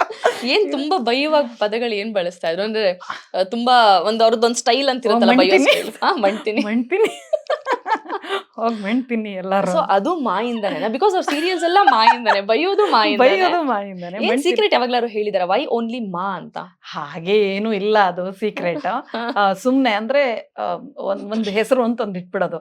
ನಿಜ ಹೇಳ್ಬೇಕು ಅಂದ್ರೆ ಅದಕ್ಕೆ ಇಂಥದ್ದೇ ಅರ್ಥನೂ ಅಂತಾನು ಏನು ಇರ್ತಾ ಇರಲ್ಲ, ಸುಮ್ನೆ ಇಡೋದು ಅದು. ಆಮೇಲೆ ಅದು ಆದ್ರೆ ಅವರಲ್ಲಿ ಮಮಕಾರ ಇದೆ, ಅಷ್ಟು ಮಾತ್ರ ನಾನು ಮಕಾರದ ಕತೆ ನನಗ್ ಗೊತ್ತಿಲ್ಲ, ಆದ್ರೆ ನಾನು ಅವರಲ್ಲಿ ಮಮಕಾರ ನೋಡಿದೀನಿ. ಆಮೇಲೆ ನಾನು ಸೀತಾರಾಮ್ ಸರ್ ಒಂಥರ ಯಾವಾಗ್ಲೂ ನಂಗೆ ಅನ್ಸುತ್ತೆ ಗ್ರೋಯಿಂಗ್ ಟುಗೆದರ್ ಅಂತ. ಅಂದ್ರೆ ಅವರು ಒಂದು 2006 ಅಂದ್ರೆ 20 ವರ್ಷ ಆಯ್ತು. 20 ವರ್ಷದ ಹಿಂದೆ ನಾನು ಚಿಕ್ಕವಳು, ನಿಜ ಹೇಳ್ಬೇಕು ಅಂದ್ರೆ ಅವರು ಚಿಕ್ಕವರು, ಅಂದ್ರೆ ಈಗಿರೋದಕ್ಕಿಂತ ಚಿಕ್ಕವರು. ಆ ಒಂದು ಕೋಪ, ಒಂದು ಉದ್ವೇಗ, ಎಲ್ಲ ಏನೆಲ್ಲ ಇತ್ತಲ್ಲ, ಅವ್ರು ಬರ್ತಾ ಬರ್ತಾ ಬರ್ತಾ ನಾನು ಅವರ ಬದಲಾದ ಒಂದು ವ್ಯಕ್ತಿತ್ವ, ಮಾಗಿದ ವ್ಯಕ್ತಿತ್ವ, ಮೆತ್ತಗಾದ ವ್ಯಕ್ತಿತ್ವ ಎಲ್ಲ ನೋಡ್ತಾ ಇರ್ತೀನಿ. ಆಮೇಲೆ ನಾನು ಬದಲಾಗ್ತಾ ಇರ್ತೇನೆ, ಇದು ಅವರು ಗಮನಿಸ್ತಾ ಇರ್ತಾರೆ. ಮತ್ತು ಪರಸ್ಪರ ಫೀಲ್ ಪ್ರೌಡ್ ಅಂತಾರ ಸರ್ ಯಾವಾಗ್ಲೂ. ಮತ್ತೆ ಎಷ್ಟೊಂದ್ ಸತಿ ನಾನ್ ಪುಸ್ತಕ ಬಿಡುಗಡೆ ಕಾರ್ಯಕ್ರಮಕ್ಕೆಲ್ಲ ಅಲ್ಲಿ ಮಾತಾಡಕ್ ಹೋಗುವಾಗ ಸರ್ ಯಾವಾಗ್ಲೂ ಬೆಂಗಳೂರಲ್ಲಿ ಅವ್ರು ಎದುರುಗಡೆ ಕೂತಿರೋದು. ನೋಡು, ಒಂದ್ ಕಾಲದಲ್ಲಿ ಬುಕ್ ರಿಲೀಸ್ ಫಂಕ್ಷನ್ ಅಂದ್ರೆ ಬೆಂಗಳೂರಲ್ಲಿ ಎಲ್ಲಾರು ನನ್ನೇ ಕರೆಯೋರು, ಇವಾಗ ನಿನ್ನ ಕರೀತಾರೆ ಅಂತ. ಅವರು ಏನನ್ನೋ ಬಾಯ್ಬಿಟ್ಟು ಹೇಳ್ದೆ ಹೋದ್ರು ಅವ್ರ ಕಣ್ಣಲ್ಲಿ ಸೋ ಪ್ರೌಡ್ ಯಾವಾಗ್ಲೂ ಅವರು ಅಂತಲ್ಲ. ಮತ್ತೆ ಅವ್ರಿಗೆ ಅವರ ಕೆಲವು ಗುಣಗಳ ಬಗ್ಗೆ ನಾವು ಸೈಡಲ್ಲಿ ಅವ್ರ ಮಕ್ಕಳನ್ನು ಸೇರಿಸಿ ನಾವೆಲ್ಲ ಏನಿಗ್ ಮಾಡ್ತಾರೆ ಅಂತ ಅನ್ಕೋತಾ ಇರ್ತೀವಿ. ಆದ್ರೆ ನೀವು ಒಬ್ಬ ವ್ಯಕ್ತಿನ ಇವ್ರು ನಮ್ಗೆ ಕಿರಿಕಿರಿ ಮಾಡ್ತಾರೆ ಅಂತ ಅನ್ಕೊಳ್ಬಹುದು ಕೆಲವು ಸಂದರ್ಭದಲ್ಲಿ, ಆದ್ರೆ ದ್ವೇಷಿಸಕ್ಕಾಗಲ್ಲ. ಯಾಕಂದ್ರೆ ಹೊಟ್ಟೆ ಒಳಗೆ ಆಳದಲ್ಲಿ ಇರುವ ಒರಿಜಿನಲ್ ಬೀಜ ಮಮಕಾರ ಅಂತ. ಅದಾದ್ಮೇಲೆ ಏನೋ ಅಷ್ಟ ಅರ್ಥ ಮಾಡ್ಕೊಂಡ್ಬಿಟ್ರೆ ನೀವ್ ಯಾವತ್ತೂ ಅದನ್ನ ಅವ್ರನ್ನ ಅವಾಯ್ಡ್ ಮಾಡಕ್ಕೋ ಹೇಟ್ ಮಾಡಕ್ಕೋ ಸಾಧ್ಯನೇ ಇಲ್ಲ ಅಲ್ವಾ? ಈ ಬೈಯೋದು ಅಂತ ವಿಷಯ ಬಂದಾಗ ಇವತ್ತಿನ ಸೋಷಿಯಲ್ ಮೀಡಿಯಾ ಟ್ರೆಂಡ್ ಅಲ್ಲಿ ಏನಾಗಿದೆ ಅಂತ ಹೇಳಿದ್ರೆ, ನಮಗೆ ವಾಕ್ ಸ್ವಾತಂತ್ರ್ಯ ಇದೆ, ಪ್ಲಾಟ್ಫಾರ್ಮ್ ಫ್ರೀ ಆಗಿ ಸಿಗ್ತಾ ಇದೆ. ನನ್ನ ಅಭಿಪ್ರಾಯನ ನಾನು ಆರಾಮಾಗಿ ಹೇಳ್ಬೋದು, ತಪ್ಪಿಲ್ಲ, ಮತ್ತೆ ಈಸಿಯಾಗಿ ಹೇಳ್ಬೋದು. ಇವಾಗ ಕುಸುಮ ಅವ್ರಿಗೆ ನಾನೇನೋ ಹೇಳ್ಬೇಕಂದ್ರೆ ನಾನು ನಿಮ್ಮನ್ನ ಟ್ಯಾಗ್ ಮಾಡ್ಬಿಟ್ಟು ಬರ್ದ್ಬಿಟ್ಟೆ ಅಂದ್ರೆ 1 ನಿಮಿಷದಲ್ಲಿ ನಿಮ್ಗೆ ಅದು ರೀಚ್ ಆಗುತ್ತೆ. ಆ ಯುಗದಲ್ಲಿ ಇದೀವಿ. ಆನ್ ದಟ್ ನೋಟ್, ನಿಮ್ಮ ಒಂದು ಬರವಣಿಗೆ ಅಬೌಟ್ ರಶ್ಮಿಕಾ ಮಂದಣ್ಣ ಅವರ ಮದುವೆ ಸಂದರ್ಭದಲ್ಲಿ ನೀವು ಬರೆದಿದ್ದು ಇವತ್ತು ಹೇಗಿದೆ ಅಂದ್ರೆ, ಅವ್ರನ್ನ ಸಖತ್ ಜಡ್ಜ್ ಮಾಡಿ ಟ್ರೋಲ್ ಮಾಡಿದ್ದಂಥದ್ದಕ್ಕೆ ನೀವು ಕೊಟ್ಟ ಒಂದು ಹೊಸ ಥಾಟ್ ಪ್ರಾಸೆಸ್ ಇದೆಯಲ್ಲ, ಅದ್ ನನಗೆ ಬಹಳ ಬಹಳ ಇಷ್ಟ ಆಯ್ತು. ತುಂಬಾ ಹೆಣ್ಮಕ್ಳಿಗೆ ಇಷ್ಟ ಆಯ್ತದ. ತುಂಬಾ ಅಂದ್ರೆ ಎಲ್ರಿಗೂ ಅನ್ಸಿತ್ತು ಯಾವಾಗ್ಲೂ, ಯಾಕೆ ನಾವು ಒಂದ್ ರೈಟರ್ ಆಗಿ ನಾನ್ ಅನ್ಕೊಂಡಿರೋದು, ನಾನು ವಿಜಯ ಕರ್ನಾಟಕಕ್ಕೆ 8 ವರ್ಷ ಅಂಕಣ ಸುದೀರ್ಘವಾಗಿ ಈ ರಶ್ಮಿಕಾ ವಿಷಯಕ್ಕೆ ಬರ್ತೀನಿ. ನನ್ಗ ಅವಾಗ ಇನ್ನೂ 2-3 ಪತ್ರಿಕೆಗಳಲ್ಲಿ ಆಫರ್ ಇತ್ತು ಒಟ್ಟಿಗೆನೆ. ಅದು ಯಾಕೋ ಗೊತ್ತಿಲ್ಲ, ಎಲ್ರು ಒಟ್ಟಿಗೆ ಕೇಳಿದ್ರು ಅಂಕಣ ಬರೀತೀರಾ ಅಂತ. ನಾನು ಸೀರಿಯಲ್ ಬರಿತಾ ಇದ್ದೆ, ಬಹುಶಃ ಅವಾಗ ರೈತರ ಸರಣಿ ಆತ್ಮಹತ್ಯೆ ಆಗ್ತಾ ಇತ್ತು. ಆಗ ನಾನು ಒಂದ್ 2-3 ಲೇಖನಗಳನ್ನ ಬರ್ದೆ. ಆವಾಗ ನಮ್ದು ಹೊಸ ಮುಖ ಏನು ಪರಿಚಯ ಆಯ್ತು. ಅಂದ್ರೆ ನನ್ ಮುಂಚೆನೂ ಇಲ್ಲ ಆಂದೋಲನ ಮೈಸೂರಿಗೆ ಬರಿತಾನೆ ಇದ್ದೆ ನಾನು ಯಾವಾಗ್ಲೂ, ಜರ್ನಲಿಸ್ಟಿಕ್ ಅಪ್ರೋಚ್ ನಂಗೆ ಯಾವಾಗ್ಲೂ ಇದೆ. ಅವಾಗ ಕೇಳಿದ್ರು, ಅವಾಗ ನಾನು ವಿಜಯ ಕರ್ನಾಟಕನೇ ಆರಿಸ್ಕೊಂಡೆ. ಯಾಕೆ ಅಂದ್ರೆ ಅದು ನಾನು ಯಾವ ಜನರ ವಿಷಯ ಬರೀತೀನಲ್ಲ, ಈ ತಾಲೂಕ್ ಲೆವೆಲ್ ಹಳ್ಳಿಗಳಿಗೆ ತಲುಪುವ ಮಿಡ್ಲ್ ಕ್ಲಾಸ್ ಜನ ಹೆಚ್ಚು ಓದುವ ಪತ್ರಿಕೆ ಅಂತ ಅನ್ನೋ ಕಾರಣಕ್ಕೆ ನಂಗೆ ಯಾವಾಗ್ಲೂ ಅನ್ಸೋದು. ಅಂದ್ರೆ ನಾವು ಅಂಕಣ ಬರಿಬೇಕಾದ್ರೆ ತುಂಬಾ ಒಂಥರ ದೊಡ್ಡ ಪದಗಳನ್ನು ಉಪಯೋಗಿಸಿ, ದೊಡ್ಡ ಭಾಷೆ, ದೊಡ್ಡ ಅರ್ಥವಾಗದೇ ಇರೋ ಸೆಂಟೆನ್ಸ್ಗಳನ್ನೆಲ್ಲ, ನಿಜವಾಗ್ಲೂ ನಮ್ಮ ಬರಹನ ನಾವು ಅವ್ರ ಬಗ್ಗೆ ಬರ್ದಾಗ ಓದ್ಬೇಕಾಗಿರೋರು ಯಾರು ಅಂದ್ರೆ, ನಾನು ಎಷ್ಟೋ ಹಳ್ಳಿಗಳಲ್ಲಿ ನೋಡಿದೀನಿ, ಇಡೀ ಊರಿಗೆ 5-7 ಆತರ ಎಲ್ಲ ಪೇಪರ್, ನಮ್ಮೂರ್ಗೆ ಆತರ ಬರುತ್ತೆ ಈಗ್ಲೂ. ಹಾಲ್ ಡೈರಿ ಪೇಪರ್ ತರಿಸ್ತಾರೆ, ಅಲ್ಲಿ ಒಂದ್ ಪೇಪರು ಎಲ್ರು ಓದ್ತಾ ಇರ್ತಾರೆ. ಮತ್ತ ಅವ್ರು ಓದ್ದಾಗ ಅಂದ್ರೆ ಅವ್ರಿಗನ್ಸಿರ್ಬೇಕು ಇದು ನನ್ಗನ್ಸಿತ್ತು ಅಂತ. ನಾನು ಎಲ್ಲರ ಅನಿಸಿಕೆಗಳಿಗೆ ಒಂದು ಅಕ್ಷರ ರೂಪ ಕೊಡ್ತೀನಿ ಅಷ್ಟೇ. ಹಂಗಾಗಿ ಅದು ನಮ್ಮೆಲ್ಲರದು ಅಂತ ಅನ್ಸುತ್ತೆ. ಅದು ನಂದು ಮಾತ್ರ ಅಲ್ಲ. ನಾನು ಅಂದ್ರೆ ಯಾರು? ಈ ದೇಶದ ಸಾಮಾನ್ಯ ಪ್ರಜೆ ಅಲ್ವಾ? ಹಂಗಾಗಿ ಒಬ್ಬ ಸಾಮಾನ್ಯ ರೈತರ ಮಗಳು ನಾನು. ನನಗನ್ಸಿದ್ದು ಇನ್ನೊಬ್ಬ ಸಾಮಾನ್ಯ ರೈತನಿಗೂ ಅನ್ಸಿರುತ್ತೆ, ನಮ್ಗೆಲ್ಲ ಒಂದೇ ಅನ್ಸಿರುತ್ತೆ. ಸೊ ಯಾರೋ ಒಬ್ರು ಬರೀತಾರೆ, ಅವಾಗ ಇವ್ರಿಗೆ ಹೌದು ಅಂತ ಅನ್ಸುತ್ತೆ. ಅಂಥದ್ದನ್ನ ಬರೆಯಕ್ ನಂಗೆ ಇಷ್ಟ. ಈ ವಿಷಯದಲ್ಲೂ ನಿಮ್ಗೂ ಅನ್ಸಿರುತ್ತದೆ. ಖಂಡಿತವಾಗಿ. ರಶ್ಮಿಕಾ ವಿಷಯದಲ್ಲಿ ನಮ್ಮ ಇನ್ನೊಂದು ಹುಡುಗಿ ಯಾರು, ಸಂಗೀತ ನಂಜುಂಡಸ್ವಾಮಿ, ಇನ್ನು ಎಷ್ಟು ಜನ ಹೆಣ್ಮಕ್ಳು, ನೀವು ಎಷ್ಟು ಜನ ನಮ್ಮ ಒಂದೇ ತಲೆಮಾರಿನ ಎಲ್ಲಾ ಹೆಣ್ಮಕ್ಳು ಹೌದು ಅಂತ ಅನ್ಸಿದ್ದು ಎಲ್ರಿಗೂ ಅನ್ಸಿದ್ದೆ. ಅದು ಆಕ್ಚುಲಿ ಎಲ್ರಿಗೂ ಇತ್ತು, ಯಾರೋ ಒಬ್ರು ಬರ್ದಿದಾರೆ ಅಷ್ಟೇ. ಹಂಗಾಗಿ ನಂಗ್ ಬಂದಿರೋ ಯೋಚನೆ ಏನೋ ಬಹಳ ಒರಿಜಿನಲ್ ಥಾಟ್ ಅಂತೇನಲ್ಲ. ಎಲ್ರಿಗೂ ಅನ್ಸಿರುತ್ತೆ ಹಿಂಗೆ ಯಾಕಪ್ಪ ಜಡ್ಜ್ ಮಾಡ್ತಾರೆ ಅಂತ. So ಅದನ್ನ ಯಾರೋ ಒಬ್ಬರು ಬರೀತಾರೆ ಅಷ್ಟೇ. ಬಟ್ ಓಜಿ ಕ್ರಿಯೇಟರ್ ನೀವು. ಅಷ್ಟೇ. ಕತೆಗಳ ವಿಷಯಕ್ಕೂ ಅಷ್ಟೇ, ಅಂಕಣಗಳ ವಿಷಯಕ್ಕೂ ಅಷ್ಟೇ, ನೀವು ಯಾವ್ದನ್ನ ಹೇಳಿ, ಯಾವ್ದೇ ಥಾಟ್ ಆಗಿರ್ಬೋದು, ಯಾವ್ದು ಕುಸ್ಮುಂದು ಇವಳು ಒಬ್ಳಿಗೆ ಬಂದ್ಬಿಡ್ತು ಆತರ ಏನಿಲ್ಲ, ಎಲ್ರಿಗೂ ಅನ್ಸಿರುತ್ತೆ ಯಾರೋ ಒಬ್ರು ಬರೀತಾರೆ ಅಷ್ಟೇ. ಸೊ ಯಾರೋ ಒಬ್ರು ಬರೀತಾರೆ ಅಂದಾಗ ನಾನು ಆಕ್ಚುಲಿ ಸ್ಟಾರ್ಟಿಂಗ್ ಅಲ್ಲೇ ಹೇಳಿದೆ, ಮೋದಿ ಅವರು ಸಿದ್ದರಾಮಯ್ಯನವ್ರು ಕೂಡ ನಿಮ್ ಬಗ್ಗೆ ಮಾತಾಡಿದ್ರು ಅಂತ. ನಾನು ಆಕ್ಚುಲಿ ಅದ್ ಏನು ಅಂತ ಈಗ ಆಲ್ರೆಡಿ ನಾವು ರಶ್ಮಿಕಾ ಮಂದಣ್ಣ ಬಗ್ಗೆ ಮಾತಾಡುವಾಗ ಅವರೆಲ್ಲ ಏನ್ ಬರ್ದಿದ್ದಾರೆ ಅಂತ ಆಡಿಯನ್ಸ್ ತಲೆ ಕೆಡ್ಸ್ಕೊಂಡಿರ್ತಾರೆ. ಸುಮ್ನೆ ಆ ಸಿಂಪಲ್ ಆಗಿ ಓದ್ಬಿಡ್ತೀನಿ. I have got a print out of what you have written, ಆಯ್ತಾ. ಸುಮ್ನೆ ತಲೆಗೆ ಹುಳ ಬಿಟ್ಕೊಂಡ್ರಲ್ಲ ನೀವೆಲ್ಲ, ಏನ್ ಮಾತಾಡಿರ್ಬೋದು ಅಂತ ಅಂದ್ರೆ, ಮೋದಿ ಅವರು ಸಿದ್ದರಾಮಯ್ಯನವರು ಒಬ್ರಿಗೊಬ್ರು ಕಿವಿ ಕೊಟ್ಟು ಮಾತಾಡ್ತಿರೋದು.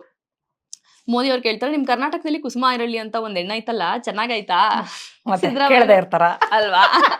ಸಿದ್ದರಾಮಯ್ಯ, ಹ್ಞೂ ಸರ್, ನಮ್ ಕ್ಷೇತ್ರವೇ, ನಮ್ ಪಕ್ಷದ ಗ್ರಾಮವೇಸ, ಉಣ್ಕ ತಿನ್ಕ ಓದ್ಕ ಬರ್ಕಂಡದೆ. ಯಾಕೆ ಹೇಳಿ? ಈ ಸ್ಟೈಲ್ ಇದೆಯಲ್ಲ, ತುಂಬಾ ನಮ್ದು ಅಂತ ಅಪ್ಯಾಯಮಾನ ಅನ್ಸೋಂತ ಸ್ಟೈಲು.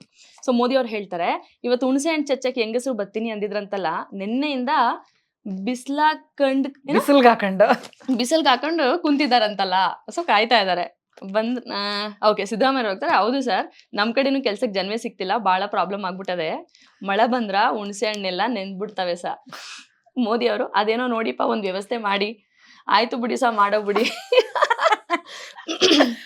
ಬ್ಯೂಟಿಫುಲ್ ಆಗಿದೆ. ಅಂದ್ರೆ ಪ್ರತಿಯೊಂದು ಆಗು ಹೋಗುಗಳೇನಿರುತ್ತಲ್ವಾ, ಕರೆಂಟ್ ಟ್ರೆಂಡ್, ಕರೆಂಟ್ ಸಿನಾರಿಯೋಸ್ ಏನ್ ನಡೀತಾ ಇರುತ್ತೆ, ಅದಕ್ಕೊಂದು ಲೈಟರ್ ನೋಟ್ ನಿಮ್ಮ ಬರವಣಿಗೆಯಲ್ಲಿ ತುಂಬಾ ಚೆನ್ನಾಗಿ ಬರುತ್ತೆ. ಅಂಡ್ ಭಾಷೆಯ ಶೈಲಿ ತುಂಬಾ ಚೆನ್ನಾಗಿರುತ್ತೆ. ಅದ್ರ ಜೊತೆಗೆ ಒಂದು ಸೀರಿಯಸ್ ವಿಚಾರವನ್ನ ಅದ್ರೊಳಗೆ ತುರುಕಿರ್ತೀರಿ. ಈ ಜಾಬ್ ಮಾರ್ಕೆಟ್ ಅಂತ ಹೇಳ್ತೀವಿ, ಅದೆಷ್ಟು ಡೌನ್ ಆಗಿದೆ, what ever the reasons R.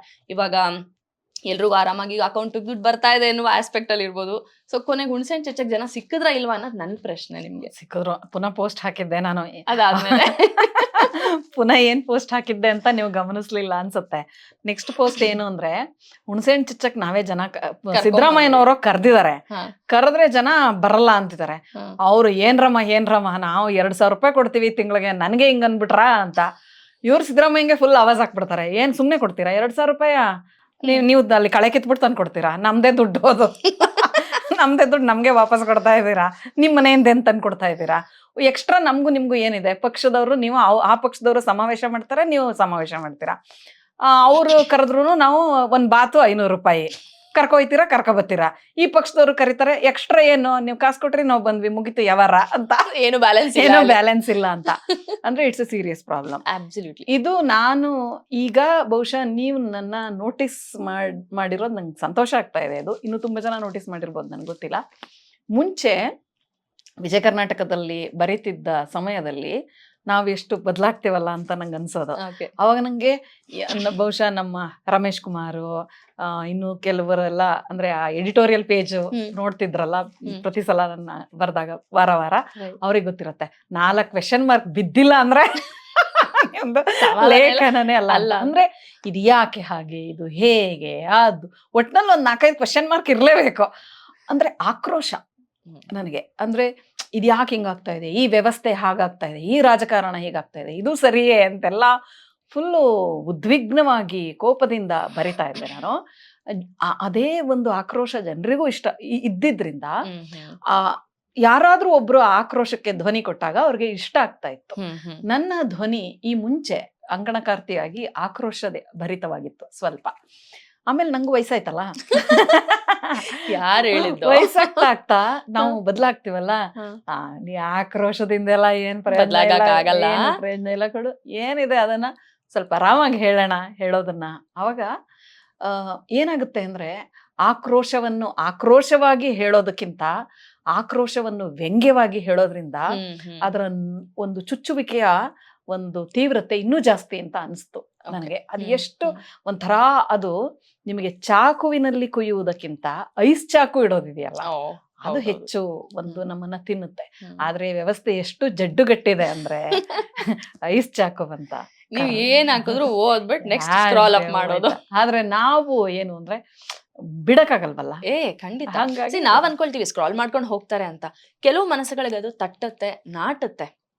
ತಲುಪುತ್ತೆ, ಎಲ್ಲಿ ತಲುಪಬೇಕು ಹಂಗೆ ನಾವು ಯಾವತ್ತು ಅಯ್ಯೋ ಏನೂ ಬದಲಾಗಲ್ಲ, ಒಂದು ಗಾದೆ ಇದೆಯಲ್ಲ, ನರಿ ಕೂಗು ಗಿರಿ ಕೇಳತ್ತ ಅಂತ. ಗಿರಿ ಅಷ್ಟು ದೊಡ್ಡದು, ಒಂದ್ ನರಿ ಕೂಗಿದ್ರೆ ಅಂತ. ಒಟ್ನಲ್ಲಿ ಯಾವ್ದೋ ಒಂದ್ ನರಿ ಕೂಗ್ತಾನೆ ಇರ್ಬೇಕು ಅಂತ ನಾನು ಡಿಸೈಡ್ ಮಾಡ್ಬಿಟ್ಟಿದ್ದೀನಿ. ನಿಮ್ಮ ಬರಹಗಳಲ್ಲಿ ಗಾದೆಗಳು ತುಂಬಾ ಚೆನ್ನಾಗಿರುತ್ತೆ. ಅದು ಅಂದ್ರೆ ಊರಲ್ಲಿ ಬೆಳೆದಿದೀವಲ್ಲ, ನೇಟಿವಿಟಿ ಬಿಟ್ಕೊಡಕ್ ಬರಲ್ಲ ನೋಡಿ, ಅದು ರಕ್ತಗತ ಆಗ್ಬಿಟ್ಟಿರುತ್ತೆ. ಅವ್ರಷ್ಟು ಬರಲ್ಲ ನಂಗೆ, ನಮ್ಮ ಅಜ್ಜಿ ಅಮ್ಮಗಳಷ್ಟು ಬರಲ್ಲ. ಆದ್ರೆ ಮತ್ತ ಅವ್ರು ಆಡ್ತಿದ್ದಾಗ ಅದೆಲ್ಲ ಒಂದ್ ಸಾಮಾನ್ಯವಾದ ಮಾತು ಅಂತ ಅನ್ಸೋದು. ಆಮೇಲೆ ಈಗ ಅವು ಎಂತದೆಲ್ಲ ಮಾತಾಡ್ಬಿಟ್ಟಿದಾರಪ್ಪ ಇವರು ಅಲ್ವಾ ಅನ್ಸುತ್ತೆ. ಸೊ ನಾನ್ ಇವಾಗ ಸ್ವಲ್ಪ ಈ ಫಿಲಾಸಫಿ ಅದು ಇದು ಓದ್ತಾ ಆ ಆಕ್ರೋಶದಿಂದ ಈಗ ಒಂಚೂರು ವ್ಯಂಗ್ಯಕ್ಕೆ ಬಂದಿದ್ದೀನಿ. ಬಹುಶಃ ಇನ್ನೊಂದು 10 ವರ್ಷ ಬಿಟ್ಟು 5 ವರ್ಷ ಬಿಟ್ಟು ನೀವು ನನ್ನ ಮಾತಾಡ್ಸಿದ್ರೆ ಇನ್ನು ಫುಲ್ ಟೋನ್ ಡೌನ್ ಆಗ್ಬಿಟ್ಟಿರುತ್ತೆ. ಸಿಗೋಣ, ಅವಾಗ್ಲೂ ಮಾತಾಡೋಣ. ಮತ್ತೆ ಈಗ್ಲೇ ಸಾಕಷ್ಟು ಆಗಿದ್ದೀನಿ. ಈಗ ಒಂಥರ ಈಗ ಒಂಚೂರು ಇದು ಅಲ್ಲೋದಾಗ ಏನಿದೆ, ಏನಾಗ್ಬೇಕೋ ಅದಾಗುತ್ತೆ ಅನ್ನೋ ಒಂದು ಸಮಾಧಾನದ ಸ್ಥಿತಿಲೇ ಇರ್ತೀನಿ. ಆದರೂ ಒಳಗ ಒಂದು ಕ್ರಾಂತಿಯ ಬೆಂಕಿ ಇನ್ನು ಪೂರ್ತಿ ಆರಿಲ್ಲ. ಅದು ಬಹುಶಃ ಆರಲ್ಲ, ಅದು ತೋರಿಸ್ಕೊಳ್ಳೋ ರೀತಿ ಬೇರೆ ಆಗಬಹುದೇ ವಿನಃ ಅದು ಆರಬಾರ್ದು ಕೂಡ. ಅಂದ್ರೆ ಇದಕ್ಕೆ ನಾನೇ ಯೋಚನೆ ಮಾಡಿ ಮಾಡಿ ಮಾಡಿ ಒಂದು ಉತ್ತರ ಕಂಡ್ಕೊಂಡಿದ್ದೀನಿ. ಅಂದ್ರೆ ಈ ಫಿಲಾಸಫಿನಲ್ಲಿ ಎಲ್ಲವೂ ಆಗದಾಗುತ್ತೆ, ನಾವ್ ಯಾಕಷ್ಟು ತಲೆ ಕೆಡ್ಸ್ಕೋಬೇಕು ಅನ್ನೋದಿದೆಯಲ್ಲ, ಅದು ಅಂತಿಮ. ಅದ್ ನಿಜ ಕೂಡ, ಅದು ಅಂತಿಮ ಸತ್ಯ ಕೂಡ. ಆರಾಮಾಗಿರೋಣ, ಯಾಕೆ ಆಯ್ತು, ಅಲ್ಲೇನೋ ಆಯ್ತಾ, ಅದಾಗಬೇಕು ಅಂತಿತ್ತು ಆಯ್ತು, ನಾನೇನಾರ ಕೂಗಾಡಿದ್ರೆ ಆಗದ್ ಬದಲಾಗುತ್ತಾ ಅಂತ. ಆದ್ರೆ ನಮ್ಮ ಬದುಕಿಗೆ ಒಂದು ಉದ್ದೇಶ ಅಂತಿರುತ್ತೆ. ಕಾಲಕ್ಕೆ ಒಂದು ಡ್ರಾಮಾ ಇದೆ, ಆಯ್ತಾ, ಕಾಲ ಒಂದು ಡ್ರಾಮಾ ಸೆಟ್ ಮಾಡಿಟ್ಟಿದೆ. ಮಹಾಭಾರತ ಅನ್ಕೊಳ್ಳಿ, ರಾಮಾಯಣ ಅನ್ಕೊಳ್ಳಿ, ಇನ್ನೇನು ಅನ್ಕೊಳ್ಳಿ, ಒಂದು ಡ್ರಾಮಾ ಸೆಟ್ ಮಾಡಿಟ್ಟಿದೆ. ಕಾಲದ ಡ್ರಾಮಾ ನಡಿಬೇಕು ಅಂದ್ರೆ ಯಾರೋ ಒಬ್ರು ಕೌರವರಾಗಬೇಕು, ಯಾರೋ ಒಬ್ರು ಪಾಂಡವರಾಗಬೇಕು, ಮಧ್ಯೆ ಅವ್ರಿಗೆ 100 ಜನ ಅವ್ರ ಜೊತೆ ಸೇರ್ಕೋಬೇಕು, ಇವ್ರು 100 ಜನ ಇವ್ರ ಜೊತೆ ಸೇರ್ಕೊಳ್ಬೇಕು. ಡ್ರಾಮಾ ಪ್ರತಿಯೊಂದು ಕಾಲದ ನಾಟಕದಲ್ಲೂ ನಮಗೊಂದು ಪಾತ್ರ ಇಟ್ಟಿರ್ತಂತೆ. ನಮಗ್ ಗೊತ್ತು ಏನು ಅಂತ. ಅಂದ್ರೆ ನಾವು ನಾಟಕ ಮಾಡಿದ್ರು ಮಾಡದೇ ಇದ್ರು ಈ ನಾಟಕದ ರಿಸಲ್ಟ್ ಏನು ಅಂತ ಫಿಕ್ಸ್ ಆಗಿದೆ. ಯಾಕೆ ಹಂಗಂತ ಅದು ಗೊತ್ತಿದ್ದು ನಾವು ನಮ್ಮ ಪಾತ್ರ ಮಾಡದೆ ಇರಬಾರ್ದು. ಎಕ್ಸಾಕ್ಟ್ಲಿ, ನಂಗೆ ಗೊತ್ತಿದೆ. ಇದಕ್ಕೆ ಬೆಸ್ಟೆಸ್ಟ್ ಎಕ್ಸಾಂಪಲ್ ಅಂದ್ರೆ ಕೃಷ್ಣ. ನನಗೆ ಎಂಥವನಪ್ಪ ಇವನು ಅಂತ ಅನ್ಸೋದು. ಅಂದ್ರೆ ಅವನಿಗೆ ಅಂತಿಮವಾಗಿ ಹೀಗೇ ಆಗುತ್ತೆ ಅಂತ ರಿಸಲ್ಟ್ ಗೊತ್ತು.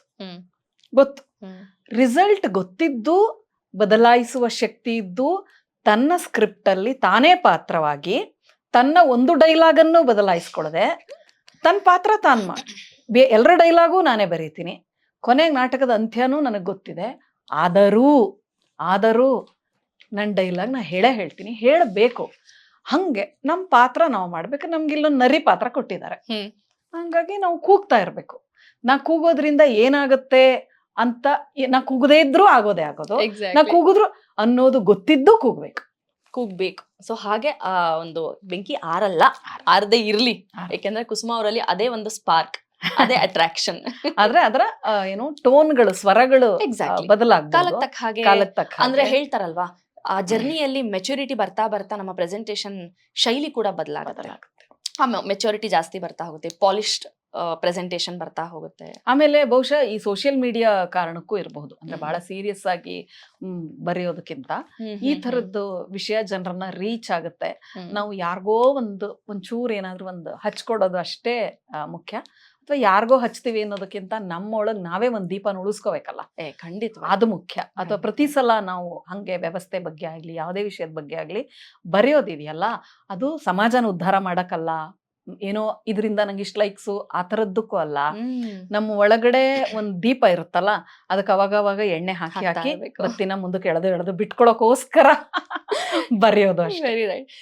ನಾವ್ ಇಷ್ಟೊತ್ತು ಮಾತಾಡಿದ್ವಿ ಆಕ್ರೋಶ, ಅದನ್ನ ಹೇಗ್ ಪ್ರೆಸೆಂಟ್ ಮಾಡ್ಬೇಕು ಅನ್ನೋ ವಿಚಾರವಾಗಿ.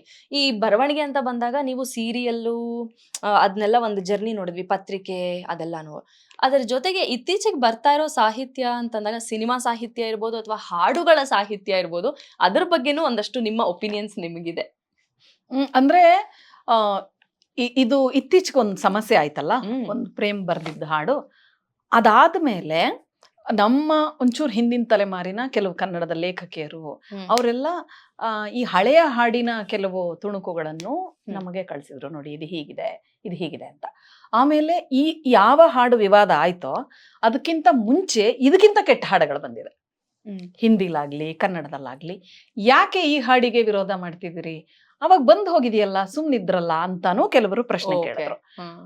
ಆಮೇಲೆ ನಾನು ಅದಕ್ಕೆ ಕಂಡ್ಕೊಂಡಿದ್ದು ಉತ್ತರ ಏನು ಅಂದ್ರೆ, ನೋಡಿ ಈಗ ಹಂಸಲೇಖ ಅವರು ನಾನು ಹ್ಮ್. ತುಂಬಾ ಇಷ್ಟಪಡುವ ಒಬ್ಬ ಸಿನಿ ಹಾಡುಗಾರ, ಅವ್ರಿಗೆ ಸಂಗೀತ ಬ್ರಹ್ಮ, ನಾದ ಬ್ರಹ್ಮ ಎಲ್ಲ ತಕ್ಕ ಹೆಸರುಗಳೇ.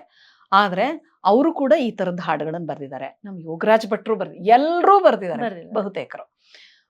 ಒಂಥರ ಸ್ವಲ್ಪ ಬೇಜಾರಾಗುವಂತ ಸಾಲುಗಳೇ ಇವೆ. ಯಾಕಪ್ಪ ಈ ತರದನ್ನ ಇಂಥವ್ರು ಬರೀತಾರೆ ಅಂತ. ಹ್ಮ್. ಕೆಲವ್ರ ಬಗ್ಗೆ ನಮಗ್ ನಿರೀಕ್ಷೆನೇ ಇರಲ್ಲ, ಕೆಲವ್ರ ಬಗ್ಗೆ ನಿರೀಕ್ಷೆ ಇರುತ್ತೆ.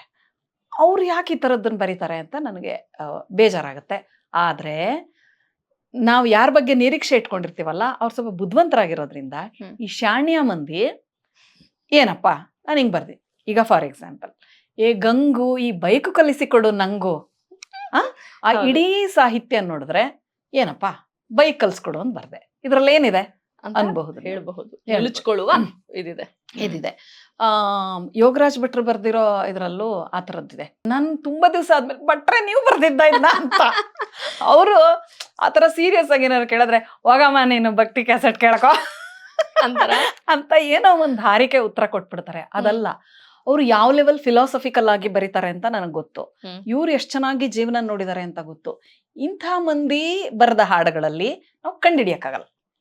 ಅಂದ್ರೆ ಡೈರೆಕ್ಟ್ Direct. ಕನ್ವೆ ಆಗಲ್ಲ. ಏನಿವಾಗ ಏನಿದೆ ಅದರಲ್ಲಿ ಹೇಳಿ ಅಂದ್ರೆ ಹೇಳಕ್ ಬರ್ತಿರ್ಲಿಲ್ಲ. ಆದ್ರೆ ನಾವು ಬಹಳ ಧನ್ಯರಾಗಿರ್ಬೇಕು, ಪ್ರೇಮ್ನ ಬೈಬಾರ್ದು, ಹ್ಮ್. ಅವ್ರಿಗೆ ತುಂಬಾ ಧನ್ಯವಾದ ಸಲ್ಲಿಸ್ಬೇಕು. ಯಾಕೆಂದ್ರೆ ಒಂದು ವಿರೋಧವನ್ನು ವ್ಯಕ್ತಪಡಿಸಲು ನಮಗೆ ಒಂದು ಅವಕಾಶ ಮಾಡಿಕೊಟ್ರು. ಅದನ್ನ ಪಾಪ ನೋಡಿ ಹ್ಮ್. ಅವರೆಲ್ಲ ಸ್ವಲ್ಪ ಶಾಣ್ಯಾರು, ಹ್ಮ್. ಹಂಗಾಗಿ ಹಿಂಗೆಂಗೋ ಬರ್ದು ಬಿಟ್ರು. ಹ್ಮ್. ಅಯ್ಯೋ ಪಾಪ ಮಂಡ್ಯ ಮಂಡ್ಯ. ಶಾಣ್ಯತನ Direct ಆಗಿ ಡೈರೆಕ್ಟ್ ಬರೆದ್ರು. ಆಗಿ ಬರೆದ್ರು, ಬರ್ದು ಸಿಕ್ಕಾಕೊಂಡ್ರು. ಅದ್ರ ಬಗ್ಗೆ ನಂಗೆ ಕರುಣೆ ಇದೆ, ಅವ್ರ ಮೇಲೆ ಸಿಂಪತಿ ಇದೆ. ಆದ್ರೆ ಧನ್ಯವಾದನೂ ಹೇಳ್ಬೇಕು ನಾವು, ಯಾಕಂದ್ರೆ ಅವ್ರು ಹಂಗ್ ಬರ್ದಿದ್ರಿಂದ ಹಿಂದೆ ನಮ್ಗೆ ಹಿಡಿಯಕ್ ಆಗ್ತಿರ್ಲಿಲ್ಲ. ಇವಾಗ ಮತ್ತೆ ನೀವು ವಿರೋಧ ವ್ಯಕ್ತಪಡಿಸ್ಬೇಕಪ್ಪ, ನಿಮ್ಗೆ ಇಷ್ಟ ಆಗ್ಲಿಲ್ಲ ರೂಪ, ಏನ್ ಮಾಡ್ತೀರಿ, ಎಲ್ಲಿ ಹೇಳ್ತೀರಿ ಅದನ್ನ?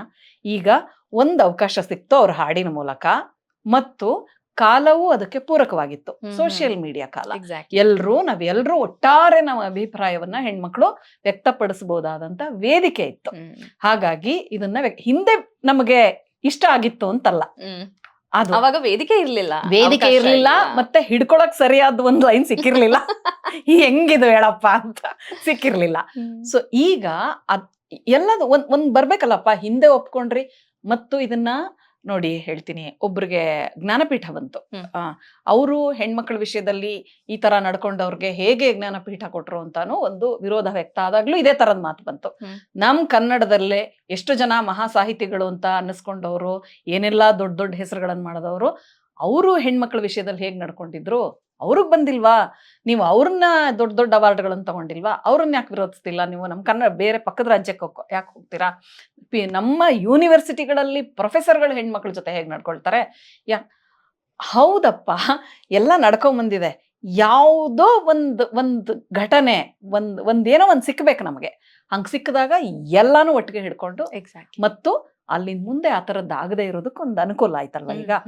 ಈಗ ಯಾರಾದ್ರೂ ಪೆನ್ ಹಿಡ್ಕೊಂಡು ಅಂತ ಲೈನ್ ಬರಿಬೇಕು ಮುಂಚೆ ಯೋಚನೆ ಮಾಡ್ತಾರೆ ಈಗ. ಸೊ ನಾವು ಅವ್ರಿಗೆ ಒಂದ್ ಟೈಮ್ ಬರ್ಬೇಕು ಅಂತ ನಾನು ಹೇಳೋದು. ಅದೊಂದು ವಾರ್ನಿಂಗ್ ಆಗುತ್ತೆ. ಈ ಹಿಂದೆ ಇರ್ಲಿಲ್ಲ ಅಂತ ಅಲ್ಲವೇ ಅಲ್ಲ, ಪಾಪ ಇವ್ರಿಗಿನ್ ಜಾಸ್ತಿ ಕೆಟ್ಟದಾಗ ಬರ್ತಿದ್ದಾರೆ. ಇವ್ರು ಸಿಕ್ಕಾಕೊಂಡ್ರು. ಮತ್ತೆ ನಾವು ಅವ್ರಿಗೆ ಥ್ಯಾಂಕ್ಸ್ ಹೇಳ್ಬೇಕು, ಅಣ್ಣ ಇನ್ ಮುಂದಕ್ಕೆ ಎಲ್ರು ಎಚ್ಚರಿಕೆಯಿಂದ ಇರೋ ಹಂಗಾಯ್ತು. ಅದರಿಂದ ಸೊ ಇರ್ಲಿಲ್ಲ ಅಂತಲ್ಲ, ಧ್ವನಿ ಇರ್ಲಿಲ್ಲ, ಒಂದ್ ಚಾನ್ಸ್ ಸಿಕ್ತು ಇವಾಗ ಅಷ್ಟೇ. ಸೊ ಅವ್ರನ್ನ ಯಾಕೆ ಒಪ್ಕೊಂಡ್ರಿ ಅಂದ್ರೆ, ಅವ್ರನ್ನ ಯಾಕೆ ಒಪ್ಕೊಂಡ್ರಿ ಅಂತ ಕೇಳೋ ಹಾಗಿಲ್ಲ, ಇನ್ ಮೇಲೆ ಒಪ್ಕೊಳಲ್ಲ ಅಷ್ಟೇ. ಇಲ್ಲಿಂದ ಯೋಚನೆ ಮಾಡಿ, ಹಿಂದೆ ಹಂಗಾಗಿತ್ತು ನೀವು ಮಾತಾಡ್ಲಿಲ್ಲ, ಅದನ್ನ ಬಿಟ್ಬಿಡಿ, ಇನ್ ಮುಂದಕ್ಕೆ ಯೋಚನೆ ಮಾಡಿ. ಖಂಡಿತ. ಈ ಎಷ್ಟೋ ಶಿಫ್ಟ್ಗಳನ್ನ ನೋಡ್ತಾ ಇದೀವಿ, ಬದಲಾವಣೆಗಳನ್ನ ನೋಡ್ತಾ ಇದೀವಿ, ಒಂದಷ್ಟು ಉತ್ತಮ ಬದಲಾವಣೆಗಳಿದೆ. ಬಟ್ ಇವತ್ತು ಹೇಗಾಗ್ತಿದೆ, ಎಷ್ಟು ಅನ್ಸರ್ಟೈನ್ ಆಗ್ಬಿಟ್ಟಿದೆ ಅಂದ್ರೆ, ಆ ಬದಲಾವಣೆಗಳನ್ನ ನೋಡೋದಿಕ್ಕೆ ಆ ಪ್ರೈಮ್ ಏಜ್ ಅಲ್ಲಿ ಬದುಕು ಉಳಿತಾ ಇಲ್ಲ ಎಷ್ಟೊಂದು ಜನ. ಸೊ ರೀಸೆಂಟ್ ಆಗಿ ದಿಲೀಪ್ ರಾಜ್ ಅವರು, ಪುನೀತ್ ರಾಜ್ಕುಮಾರ್ ಅವರು ಹೇಗೆ ಆಯ್ತೋ ಸಡನ್ ಕಾರ್ಡಿಯಾಕ್ ಅರೆಸ್ಟ್, ಅದೇ ತರ. ಸೊ ಅದೊಂದು ಪೋಸ್ಟ್ ಹಾಕಿದ್ರಿ, ನನಗೆ ತುಂಬಾ ಕಾಡಿದ್ದೇನು ಅಂದ್ರೆ ನಿಮ್ಮ ಲೈನ್ಸ್ ಅಬೌಟ್ ಹಿಮ್. ಯಾಕೆಂದ್ರೆ ನೀವು ಟಿವಿ ಸೀರಿಯಲ್ಸ್ ಅಲ್ಲಿ ವರ್ಕ್ ಮಾಡಿದಿರಿ, ಬರವಣಿಗೆಯಲ್ಲಿ ಜೊತೆಲಿ ಇದ್ದೀರಿ, ಅವ್ರ ಪ್ರಾಜೆಕ್ಟ್ಸ್ ಅಲ್ಲಿ ಯಾವುದೋ ಮರಾಠಿದನ್ನ ನೀವು ಯಥಾವತ್ ಮಾಡ್ಲಿಕ್ಕೆ ಪ್ರಾಜೆಕ್ಟ್ ಮಾಡ್ತಿದ್ರಿ ಅಂತ ನೀವೊಂದು ಲೈನ್ ಬರ್ದಿದ್ರಿ, ಸಾವಿಗೆ ಮರ್ಯಾದೆ ಇಲ್ವಾ, ಮಾನ ಮರ್ಯಾದೆ ಇಲ್ವಾ ಅಂತ ಹೇಳಿ. ಸೊ ಅದು ತುಂಬಾ ಗೊತ್ತಾಗ್ತಿತ್ತು, ಅದರೆಲ್ಲ ಡೆಪ್ತ್ ಗೊತ್ತಾಗ್ತಿತ್ತು. ಸೊ ದಿಲೀಪ್ ರಾಜ್ ಅವ್ರ ಜೊತೆಗೆ ನಿಮ್ಮ ಪ್ರಾಜೆಕ್ಟ್ಸ್ಗಳು ಹೇಗಾಗ್ತಿತ್ತು, ಅವ್ರ ಒಡನಾಟ, ಫ್ರೆಂಡ್ಶಿಪ್? ಎಲ್ಲರೂ ನಾವು ಕತೆ ಡಿಸ್ಕಸ್ ಮಾಡ್ತಾ ಬ್ರೇಕ್ ಬಂದ ಕೂಡಲೇ ಮೊಬೈಲ್ ಇಟ್ಕೊಂಡಿದ್ರು. ಆ ಮೊಬೈಲ್ ಎಲ್ಲರ ಮೊಬೈಲಲ್ಲೂ ಅದೇ ಬರ್ತಾ ಇದೆ. ಯಾರೋ ಹೋಗ್ಬಿಟ್ಟಿದ್ರು. ಅವ್ರ ಬಗ್ಗೆ ಅವ್ರ ಮನೆಯವರು ಅಥವಾ ಎಲ್ಲ ಅವ್ರ ಒಡನಾಡಿಗಳೆಲ್ಲ ಮಾತಾಡೋದೆಲ್ಲ ಬರ್ತಾ ಇತ್ತು. ಆವಾಗ ಇವರು ಅದೇನು ನೋಡ್ತೀರೋ ಬಿಡ್ರೋ ಅದನ್ನ ಅಂತ ಅಂದ್ಬಿಟ್ಟು ಯಾಕಂಗಂದ್ರೋ ಗೊತ್ತಿಲ್ಲಪ್ಪ ನನಗೆ, ನಾನು ಸತ್ತೋಗ್ಬಿಟ್ರೆ ನಿಂಗೂ ಹಿಂಗೆ ಕೇಳ್ತಾರಲ್ವಾ ಅಂತ ಅವ್ರ ಹೆಂಡತಿಗೆ. ಎಷ್ಟು ಕನಸುಗಳಿತ್ತು, ಕನಸುಗಳೆಲ್ರಿಗೂ ಇರುತ್ತೆ, ಆದರೆ ಎಷ್ಟು ಒಳ್ಳೆ ಹೃದಯ ಇತ್ತು ಅವ್ರಿಗೆ. ಅದು ಒಳ್ಳೆ ಹೃದಯ. ಪುನೀತ್ ಸರ್ ಅಷ್ಟೆ, ಅವರಿದ್ದರೆ ಖಂಡಿತವಾಗ್ಲೂ ಕನ್ನಡಕ್ಕೆ ಒಂದು ಒಳ್ಳೆ OTT ಮಾಡ್ತಾಯಿದ್ರು. ಅಶ್ವಿನಿ ಮೇಡಮ್ ಅವರು PRK ವಜ್ರೇಶ್ವರಿಗೂ ಬರ್ತಾರೆ, ಮಧ್ಯಾಹ್ನ ಮೇಲೆ PRKಗೆ ಹೋಗ್ತಾರೆ. ಹಂಗೊಂದು ಅವ್ರ ಟೈಮ್ ಟೇಬಲ್. ನಂಗೆ ಅವ್ರ ಮುಂದೆ ಕೂತ್ಕೊಂಡಾಗ ಯಾವಾಗಲೂ ರೂಪ ನಂಗೊಂದು ಇಮೇಜ್ ಬರುತ್ತೆ.